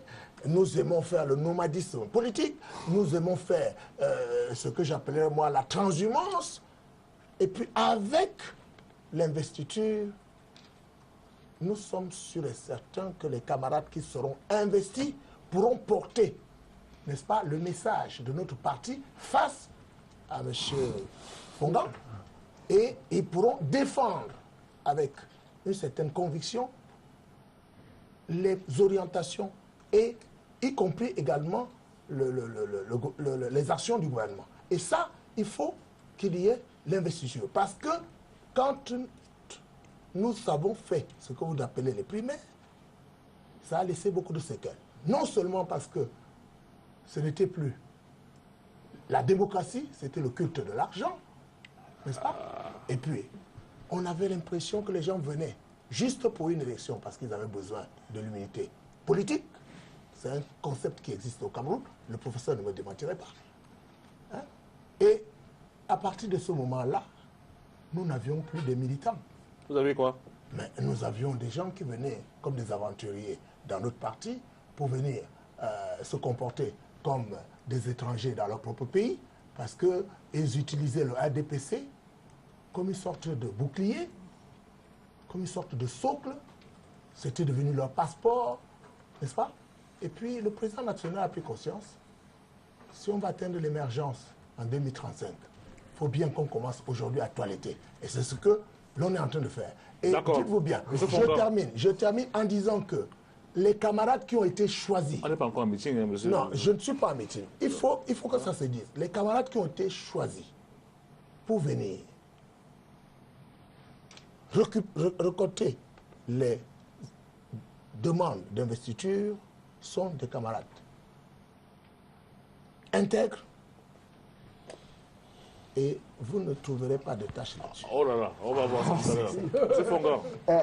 J'avoue que si j'avais le choix, si j'étais appelé seulement à voter pour cette liste-là, je choisirais celle de M. Tulène. Pourquoi? J'ai souvent sollicité des services à la mairie de la 5e. Il vous a aidé? Et pour dire la vérité, quand j'arrivais là-bas, le seul mec qui était à son bureau, c'était bien lui. Les autres arrivaient parfois pour célébrer les mariages. C'est pour cette raison qu'il va payer les Camerounais en tenir compte. Parce que quand vous élisez, vous avez une mairie qui a 6 personnes, 6 adjoints, avec une dame qui est maire, et que vous allez pour les servir, vous ne trouvez qu'un seul adjoint du maire au bureau. Je crois qu'il y a un problème. Oui, Quel est le contrat que vous avez avec lui? Je me lie avec AS Je vais dire une chose. Au niveau du Manidem, nous avons laissé la possibilité aux militants à la base de pouvoir se constituer et de pouvoir constituer des listes. Et maintenant, s'il y a des disputes, ce que nous prions, c'est le consensus. Mais il faut noter également que le Manidem a suscité un front électoral patriotique. Et ce front électoral patriotique consiste à accompagner tous les partis dans les différentes régions où nous ne serons pas candidats, les différentes conditions ne seront pas candidats, d'accompagner les partis politiques qui iront affronter le RDPC. Donc, nous appelons nos militants, les sympathisants du Manidem, à accompagner les partis politiques qui s'inscrivent dans cette dynamique patriotique-là, à affronter le RDPC. Donc, et aujourd'hui, nous avons lancé à Yaoundé le front des forces patriotiques. À Yaoundé, avec le MOSI de Théophile Nguyen-Moyo et l'UPA, l'Union des populations africaines de Hubert Kamda. Monsieur Fonga, oui. Il est peut-être plus simple de me dire combien de divisions vous comptez mettre sur le terrain que de faire des fonds. Non. Vous savez que les alliances ne sont pas... C'est une information qu'il faut donner aux Camerounais. L'alliance, elle ne date pas d'aujourd'hui. Disons simplement que M. Bia nous a pris des cours. Nous avons travaillé pendant plus de 3 mois. Comment ça vous prend des cours? Les élections Non, écoutez, oui. Nous avons travaillé pendant plus de 4 mois pour mettre sur place ce front-là. Nous avons prévu que le lancement sera ce 9 juillet. Mais, fort heureusement, je ne sais pas, il y a une coïncidence que le corps électoral a été convoqué quelques jours avant le lancement de ce front-là. C'est-à-dire que c'était un front qui n'a rien à voir avec les élections qui sont annoncées. C'est un front qui a été, et qui nous a été engagé depuis très longtemps. Mais il se trouve tout simplement que le lancement coïncide avec les élections qui sont en cours. Mais en ce qui concerne les élections, nous avons lancé un front électoral patriotique pour appeler nos sympathisants, les militants, à accompagner toutes les forces patriotiques qui sont prêts à aller affronter le RDPC à ces élections. D'accord. Bon, là, moi, je vais revenir sur le RDPC. C'est un parti qui m'intéresse beaucoup. Tout à l'heure, M. Tulène a dit qu'on va directement aller aux investitures. Alors, je sors 3 hypothèses. Vous allez me dire, selon vous, quelles sont les hypothèses qui sont crédibles.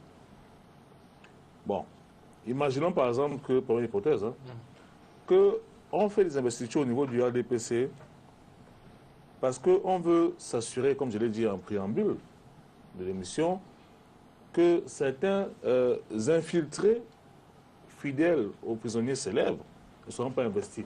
Est-ce que vous pensez, professeur Manasseh Aboya, que c'est quelque chose qui peut être crédible? C'est-à-dire que le président Biya se dit, si je laisse qu'on organise les primaires dans ce parti-là, les différentes personnes, parce qu'il y a tellement de hauts responsables en prison, qui ont certainement mis en place leur propre réseau du temps de leur splendeur, pourront faire entrer dans le parti des gens qu'on ne va pas contrôler.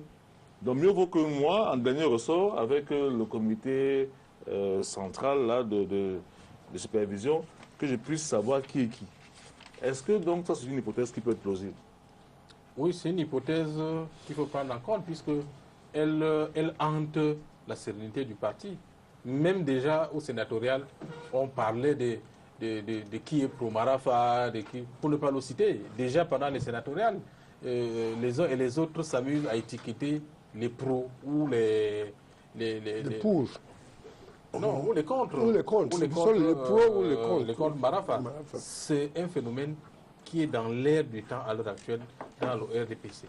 Davantage pour disqualifier des concurrents qu'ils estiment être sérieux que pour dire effectivement une affiliation réelle entre ces personnes-là et Marafa Midou Yahya. Donc, c'est clair, c'est dans l'air du temps. Et ce n'est pas Chulène qui me le démentira. Non, ça va être un critère d'élimination de certaines candidatures suggérées par quelques militants qui sont à mal d'amorcer une concurrence avec ces éventuels Professeur, la courtoisie républicaine tout à fait. me permet de vous dire que la plupart de ceux dont vous citez là sont devenus militants à la faveur d'un décret. Ce n'est pas des militants de la base. Je suis désolé. Ils ne sont pas militants. Ils sont devenus militants à la faveur d'un décret présidentiel. Ça veut dire que le jour où on a pris le décret pour le nommer ministre, il est devenu militant du RDPC. Et ça, je vous dis, vous tapez à côté. Parce que les vrais militants, à la base, nous les connaissons. Et nous nous connaissons. Nous savons. Et je vais vous dire... L'investiture n'est pas différente du décret. Hein? Non, c'est différent du décret dans la mesure où on vous force au consensus. Le consensus, ça veut dire qu'on vous oblige à dialoguer. On vous oblige à être ensemble. On vous oblige à être humble. On vous oblige à accepter l'autre. On vous dit, nous refusons que vous vous opposez. On vous dit, vous devez faire bloc face à ceux qui sont de l'autre côté, c'est-à-dire face à l'opposition. C'est ce que l'on nous demande de faire. C'est pas ce qui est Et avec, laissez-moi terminer. Ça vous profite, monsieur. Courtoisie républicaine, monsieur. Ça vous permettez, ça vous profitez, vous, de l'opposition, parce que ça faisait qu'il y ait une fracture. Et vous savez qu'une fracture dans un parti politique à la veille d'un combat, ça vous fait un coup terrible. Ce n'est pas ce qui est dans votre mais si, c'est ce qui est. Mais vous ne pouvez pas le lire, mais moi je vous le dis.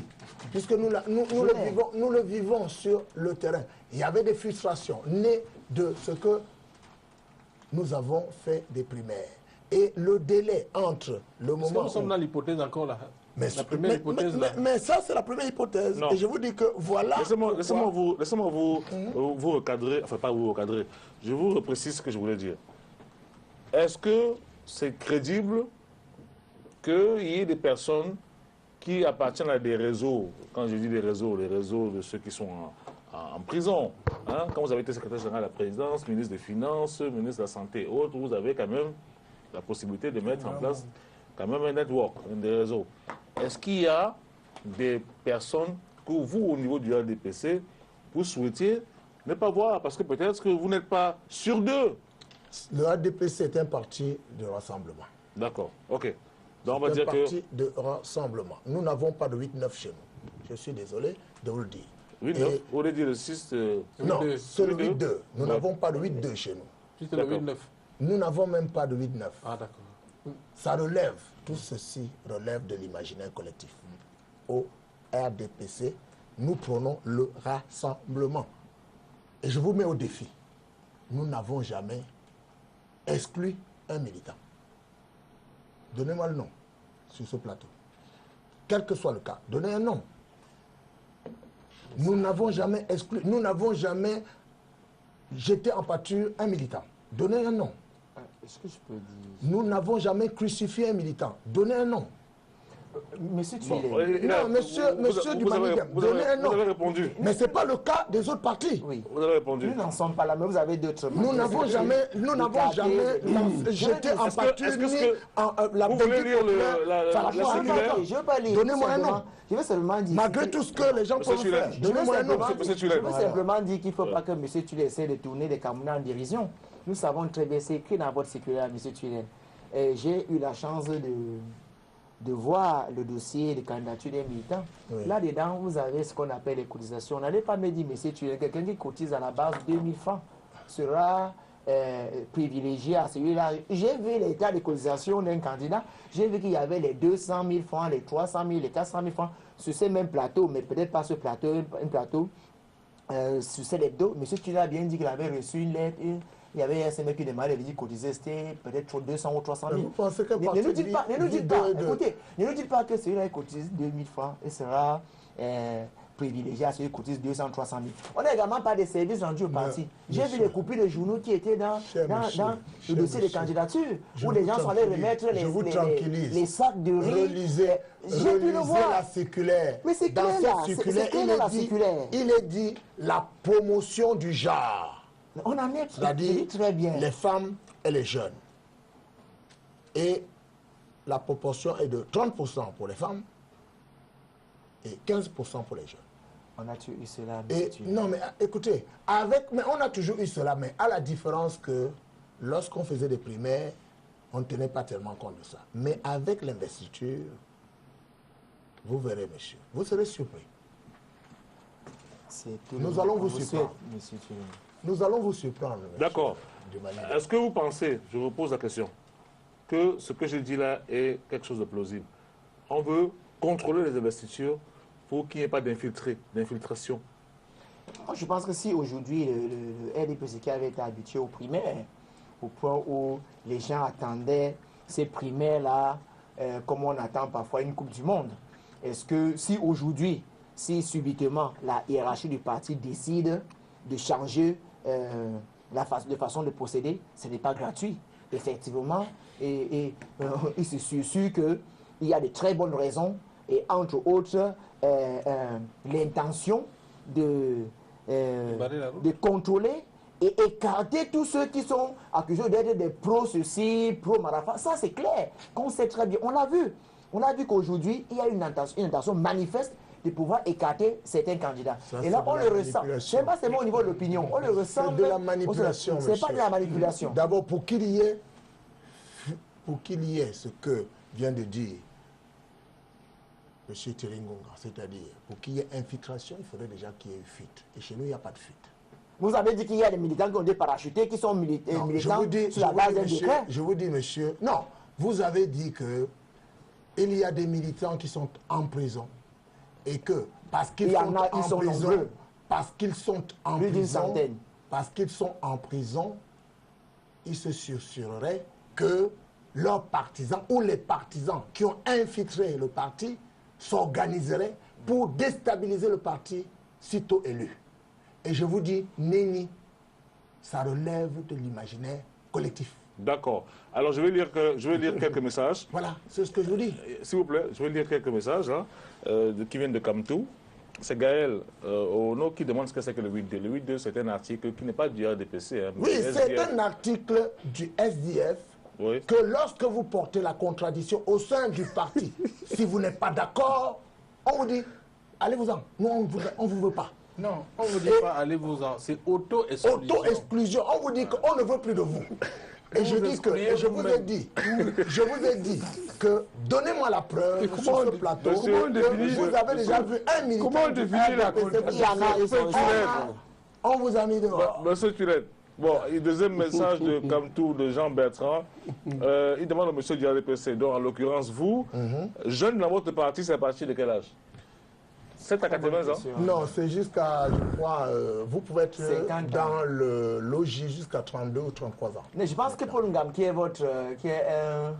un brillant président, là, il a encore, ou encore le ils sont encore dans le logis, ils ont plus de 40 ans. Non, monsieur Ateba n'est plus à logis. Oui, j'en connais là, mais c'est pour le gamin. C'est une insulte à son intelligence que de dire cela sur un plateau de télévision. Oui, c'est vous qui le dites, mais chez vous, c'est jusqu'à 50 ans.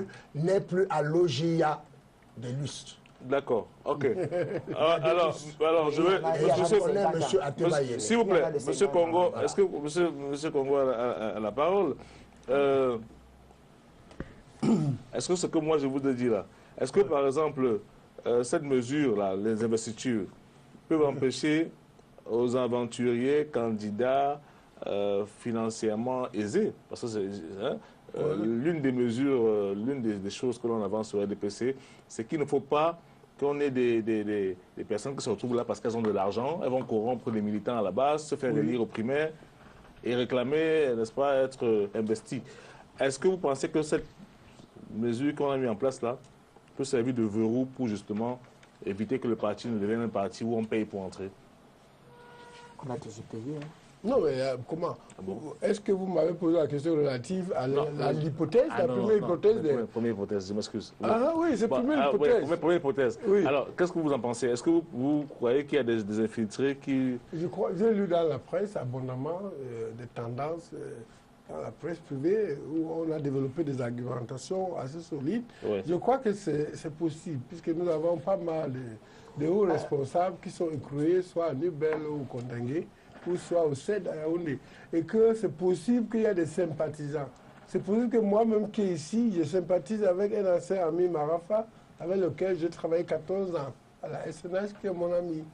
Bon, si je veux entrer pour demain créer le désordre après, c'est possible. Donc, ceux qui sont en haut du RDPC doivent quand même réfléchir qu'il y a cette possibilité. Donc, ils peuvent prendre les mesures de barrer cet aventurisme-là. Je crois que c'est possible. Ne le dites pas par courtoisie républicaine, s'il vous plaît. Qui ne le dit pas? La courtoisie républicaine c'est une hypothèse, et moi je dis qu'on ne peut pas dire que c'est zéro risque. Il y a toujours un risque, n'est-ce pas? Oui, il y a toujours un risque, il y a des gens qui vont infiltrer. Bon. Vous devez encore faire le... Il y a Mayo Ayaoundé qui dit, mais bonsoir, vous dites au monsieur du Manidem de parler de son programme au lieu de faire le procès des autres. On ne parle pas encore du programme, mon ami. On n'est pas en campagne. Derrick plutôt, de Douala, opter pour l'investiture, c'est nier l'existence, voire narguer le comité de base. Le RDPC va être désagréablement surpris le 30 septembre. Djomou qui dit que Tuilen se rapproche d'Ateba et est né pour comprendre le RDPC. J'aimerais me moquer de lui quand la mère va être préférée pour l'investiture. Abada Abafoussam, monsieur le maire, courtoisie républicaine oblige, est-ce que les prévenus de nos prisons, membres de votre parti, sont encore vos camarades? Ou bien ils sont auto-exclus? Hein? Ils sont auto-exclus, non? C'est le 8-2.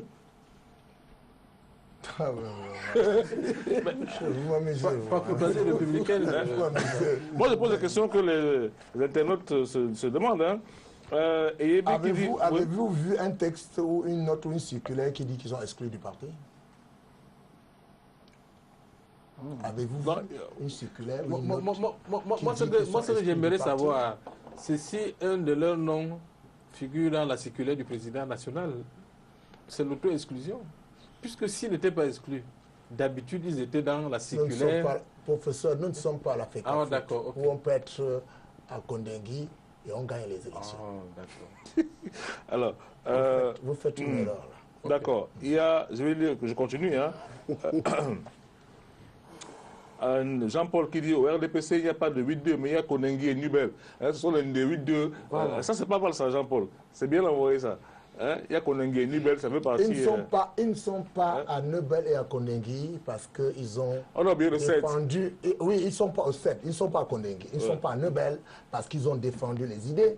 Vous déportez le problème. Vous faites de la transversalité. Ils sont à Kondengi parce qu'ils ont manqué de probité dans la gestion de la fortune publique. Et cette fortune publique appartient, y compris à celui qui a envoyé ce mail, parce que c'est l'argent du Cameroun. D'accord. Donc il doit le comprendre. Il ne s'agit pas de dire qu'ils sont en prison à cause des idées, parce qu'ils sont contre le régime, ou bien parce qu'ils ont posé un problème, ou ils ont créé un courant au sein du RDPC, et qu'on a dit, ben oui, mais au lieu de 8-2, parce que nous sommes au pouvoir, on va les mettre en prison. D'accord, alors... Mais monsieur Tulel, oui. justement, l'emprisonnement vous fait perdre vos droits civils et politiques. Eh ben voilà. Donc c'est une forme de 8-2. Donc, il y a Ok. les deux, ils Non, sont- mais- on n'a Ok. pas besoin de Est-ce qu'on est sûr, dernière question rapidement, est-ce qu'on va être sûr, qui peut être sûr donc de la probité des membres du comité de supervision là qu'on a envoyé sur le terrain, les membres départementaux, régionaux, centraux, parce que M. Tulel disait, bon, à partir du moment où tout est contrôlé quand même, il n'y a pas de corrompu là-dedans, tout va bien se passer. Qui peut être sûr? Qu'est-ce qui nous garantit qu'on ne va pas venir donner de l'argent à ces responsables pour faire passer des La candidatures? circulaire dit ceci, que nous devons rechercher permanemment le consensus, même si c'est difficile. Ça demande beaucoup d'humilité et de dignité pour parvenir à se mettre ensemble et dire que voilà, 3 ou 4 listes, faites sortir une liste de ces 3 ou 4 listes. Ça ne se fait pas dans un laboratoire, mais ça se fait en public. Tout le monde est là, on est tous ensemble. On travaille ensemble. Voilà, ça veut dire que tous ceux qui sont dans la liste sont là. Est-ce qu'on peut éviter qu'il y ait des dérapages? Parce qu'on accuse très souvent les responsables justement centraux de recevoir des bakchiches. Hein. Oui, mais je pense que le parti au pouvoir est déployé sur l'étendue du territoire national et ne fonctionne pas à marge des bulletins de renseignement des services spéciaux. Et ils sont conscients, c'est pour cela qu'ils ne renvoient pas les mêmes coordonnateurs aux mêmes endroits. Vous avez vu, parmi ceux qui sont déployés sur le terrain, les plus anciens, c'est Ndjomo et Léonobiono, les autres sont quasiment nouveaux là. Et ils rotent.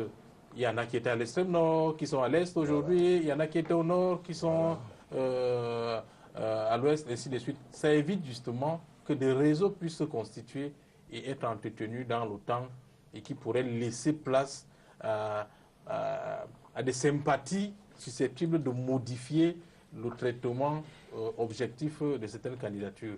Cela étant, je crois que le comité central abrite une commission de supervision générale qui a le pouvoir effectivement de gérer ces informations parallèles qui pourraient leur parvenir et d'arbitrer. Je crois que c'est des mesures qui sont articulées, étagées, mais qui ne sont pas plus efficaces que le vote démocratique, le vote des militants, qui est le vote le plus fiable. Même si les gens ont l'argent, à partir du moment où les gens ont voté, ils ont voté. Parce que les fonds de campagne font problème partout. En France, on a vécu les fonds de campagne. Il y a les techniques de levée de fonds qui n'existent pas au RDPC. Donc on ne peut pas dire que c'est pour éviter qu'il y ait de la corruption. C'est parce que le parti est incapable d'affronter les pratiques démocratiques. Je vous dirais, monsieur le Par courtoisie S'il vous plaît, excusez-moi d'avoir dit ça. Je vous dirais que vous faites un procès d'intention. D'accord, on l'a compris. Rapidement, le dernier C'est un sujet quand même, parce que procès c'est important qu'on en parle. Vous savez très bien qu'il y a eu cette affaire de 64 noms, cette liste de personnalités depuis 2007 qui a été publiée par la presse, qui faisait état, d'ailleurs, mutation, on revient là-dessus ce matin, d'une enquête qui avait été donc commise par l'ancien ministre de la Justice.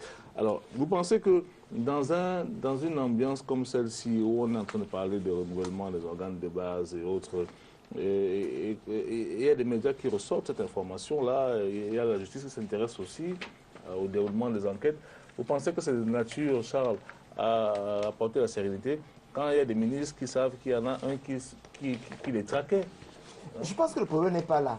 Nous sommes tous d'accord que l'opération Épervier, qu'il y a des Camerounais qui ont fait beaucoup de mal à ce pays et qui se retrouvent en prison. Et nous encourageons le chef de l'État dans ce sens. Nous souhaitons que tous ceux qui ont volé, tous ceux qui sont servis à la caisse de l'État soient emprisonnés, qu'ils soient jugés. Maintenant, quelquefois, on interroge la manière dont ils sont jugés. Donc, qu'on ait choisi à un moment d'enquêter sur des personnalités qui étaient susceptibles.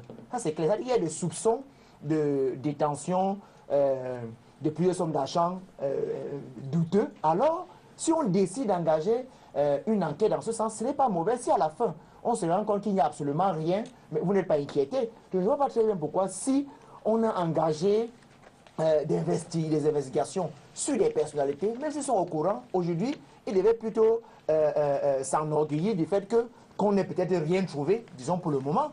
Donc, je ne vois pas pourquoi que les journaux, bon, peut-être que les journaux étaient un mal de sensation, c'est très bien qu'il fallait quelquefois, ils aiment un peu le sensationnel, on savait qu'en période de campagne, ça pourrait quand même réveiller un peu le chat qui dormait. Mais pour moi, qu'on ait enquêté et qu'on soit au courant, vraiment, je ne vois pas quel mal il y a en cela. Manasseh Aboyendo. Je crois que c'est une affaire très délicate qui nous a amenés au tribunal pendant 4 ans, M. Thierry Monga. Comment ça? On était dans les affaires d'enquête, si? Oui, bien sûr, puisqu'on avait parlé des histoires de l'opération Épervier, des procès qui étaient consécutifs à cette histoire, parce que c'était ambigu cette affaire. Les ordres de mission 613, 614 qui avaient été délivrés à l'époque à Francis, donc le 16 décembre 2007. Quoique ces ordres de mission oui, ont circulé et de temps en temps on avait jeté un coup d'œil sur ces ordres de mission sans y prêter beaucoup d'attention. Quelque temps après, une liste de personnalités était supposée avoir été traquée parce que l'ordre de mission permettait aux concernés d'aller dans les îles Guernesey, du côté de l'Angleterre, c'est-à-dire des endroits compliqués où certains Camerounais ne sont jamais arrivés. C'était un ordre de mission ambigu. Où l'argent arrive. Qui permettait justement aux bénéficiaires de voyager partout dans le monde entier. Mais curieusement, quand il est arrivé, il est revenu, je ne sais pas s'il était effectivement parti, il a dressé une liste des gens avec les cartes nationales d'identité camerounaises, des empreintes. Bon, on comprend qu'il avait ces informations sur place. Il était parti certainement se reposer quelque part en Europe et était revenu. Et on avait commencé à les traquer. Donc, c'est une histoire ambiguë qui pourrait être l'un des plus grands scandales d'État, l'un des plus grands mensonges de la République, qui a fait sacrifier des dizaines de communes de l'État et pour lequel personne ne prête attention, personne n'y revient, alors que manifestement, de l'argent a été sorti. Les résultats n'ont jamais été ceux-là qu'on attendait. Les commis de l'État sont en fonction, ils ont été livrés, jetés en pâture par médias interposés à l'opinion publique. Et puis, c'est clair que les 64 noms ont fait la une à l'époque de Jeune Afrique Économie, avec une interview du ministre, du vice-premier ministre de l'époque. J'ai oublié son nom exactement, vous pouvez vous en souvenir. Non, je ne me rappelle pas. Voilà, donc ok. Les souvenirs reviendront et on saura qui était vice-premier ministre à l'époque. Donc moi je crois que c'est une affaire qui est un vrai scandale d'État et qui passe comme ça, inaperçu, et puis ça nous a amené 4 ans. Scandale ou mensonge total? Les deux. Dites-nous ce que vous pensez. Dites-nous ce que vous pensez. Les deux mensonges d'État, parce que les concernés ne font que démentir. Et voilà, la presse retrouve encore ces dossiers qui ont circulé à l'époque. Et je vous dis que j'avais feuilleté ça au passage. Je me souviens simplement des numéros d'ordre de mission. Ces dossiers, c'est très difficile de pouvoir vraiment affirmer que c'est un scandale, c'est un montage totalement. C'est difficile pour nous, les citoyens, qui ne font que lire. Et nous n'avons pas d'autres sources d'informations relatives à de telles listes comme ça.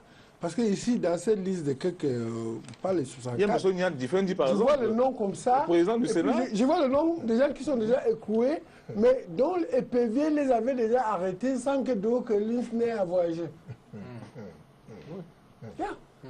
Sans que Doe-Collins n'ait à voyager, il y a des gens ici qui ont déjà été arrêtés. Il y a Fonjindam qui n'a pas eu besoin de Doe-Collins. Son dossier était local. C'est quelqu'un que j'ai connu, ou de SNIC, Chanté Naval. Il y a d'autres noms aussi, je ne pense. Mais peut-être d'autres sources d'informations autres Doe-Collins ont dû donner des informations sur les comptes bancaires de plusieurs Camerounais à l'extérieur. Et là, vous savez, les pays forts comme les États-Unis, si le Cameroun demande des informations sur ses citoyens qui ont planqué des milliards, ça peut venir.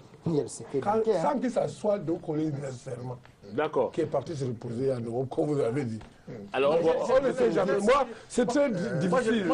Moi, je ne l'ai même pas dit. Hein. Oui. Moi, je dis que qu'il est parti, il a travaillé avec des banques en Angleterre, au Canada, en France, aux îles Guernesey, partout. Mais quand il est revenu, ces banques-là ont dit qu'elles ne le connaissaient pas. C'est ce que moi j'ai dit. Ok, c'est ça, je comprends maintenant. Je croyais qu'il est parti carrément se reposer. Non, ces banques-là ont dit certaines banques n'existent pas, mais il les a quand même rencontrées. Voilà, donc c'est très ambigu.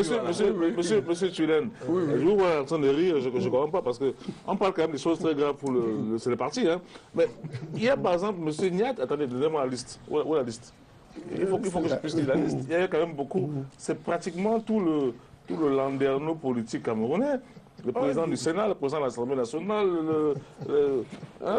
Est-ce que vous croyez que ça va créer une bonne ambiance dans le parti? Parce que quand vous avez un nouveau collègue qui enquête comme ça. Mais il y a aussi des noms que je ne cite pas. Pourquoi? Les noms qui, par rapport à ce qu'ils font dans la vie professionnelle des entreprises, serait entouré d'une certaine richesse que si le nom figure ici, ça peut donner l'impression que effectivement ces gens-là ont vraiment des ressources importantes planquées. Sans citer le nom, les gens même que je connais intimement, qui sont responsables de grandes sociétés, donc sur cette liste, et que je peux imaginer le budget qui gère, et je peux imaginer qu'une partie et un compte bancaire peut se trouver dehors avec une somme d'argent importante. D'accord. Ah ben alors, monsieur Tulen, quel est ce contrat? C'est possible, moi je ne connais pas les noms. Monsieur Tulen, vous terminez. Hein? Je vous donne la parole de fin, le mot de fin. Monsieur Thierry, je vais vous dire une chose. Oui. Dites-moi. La une de mutation ne saurait être une Bible. Ce n'est pas un texte mort.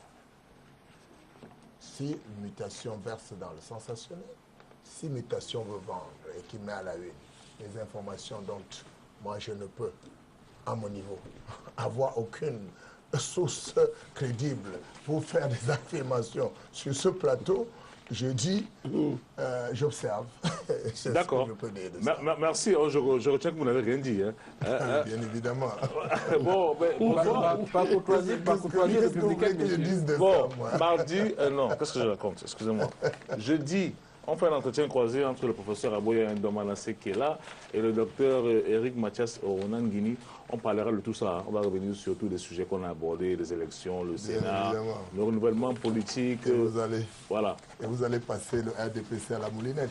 Mais nous sommes suffisamment solides. Vous m'accusez, monsieur Tulen. C'est pas vous que j'accuse. Je suis gentil. C'est monsieur Ngonga que j'accuse. N'est-ce pas? Charles. J'accuse. Je n'accuse personne. Moi, je suis mais nous sommes prêts, monsieur Fonga. Je suis pour la poursuite des infractions intérieures. Nous sommes prêts. C'est les noms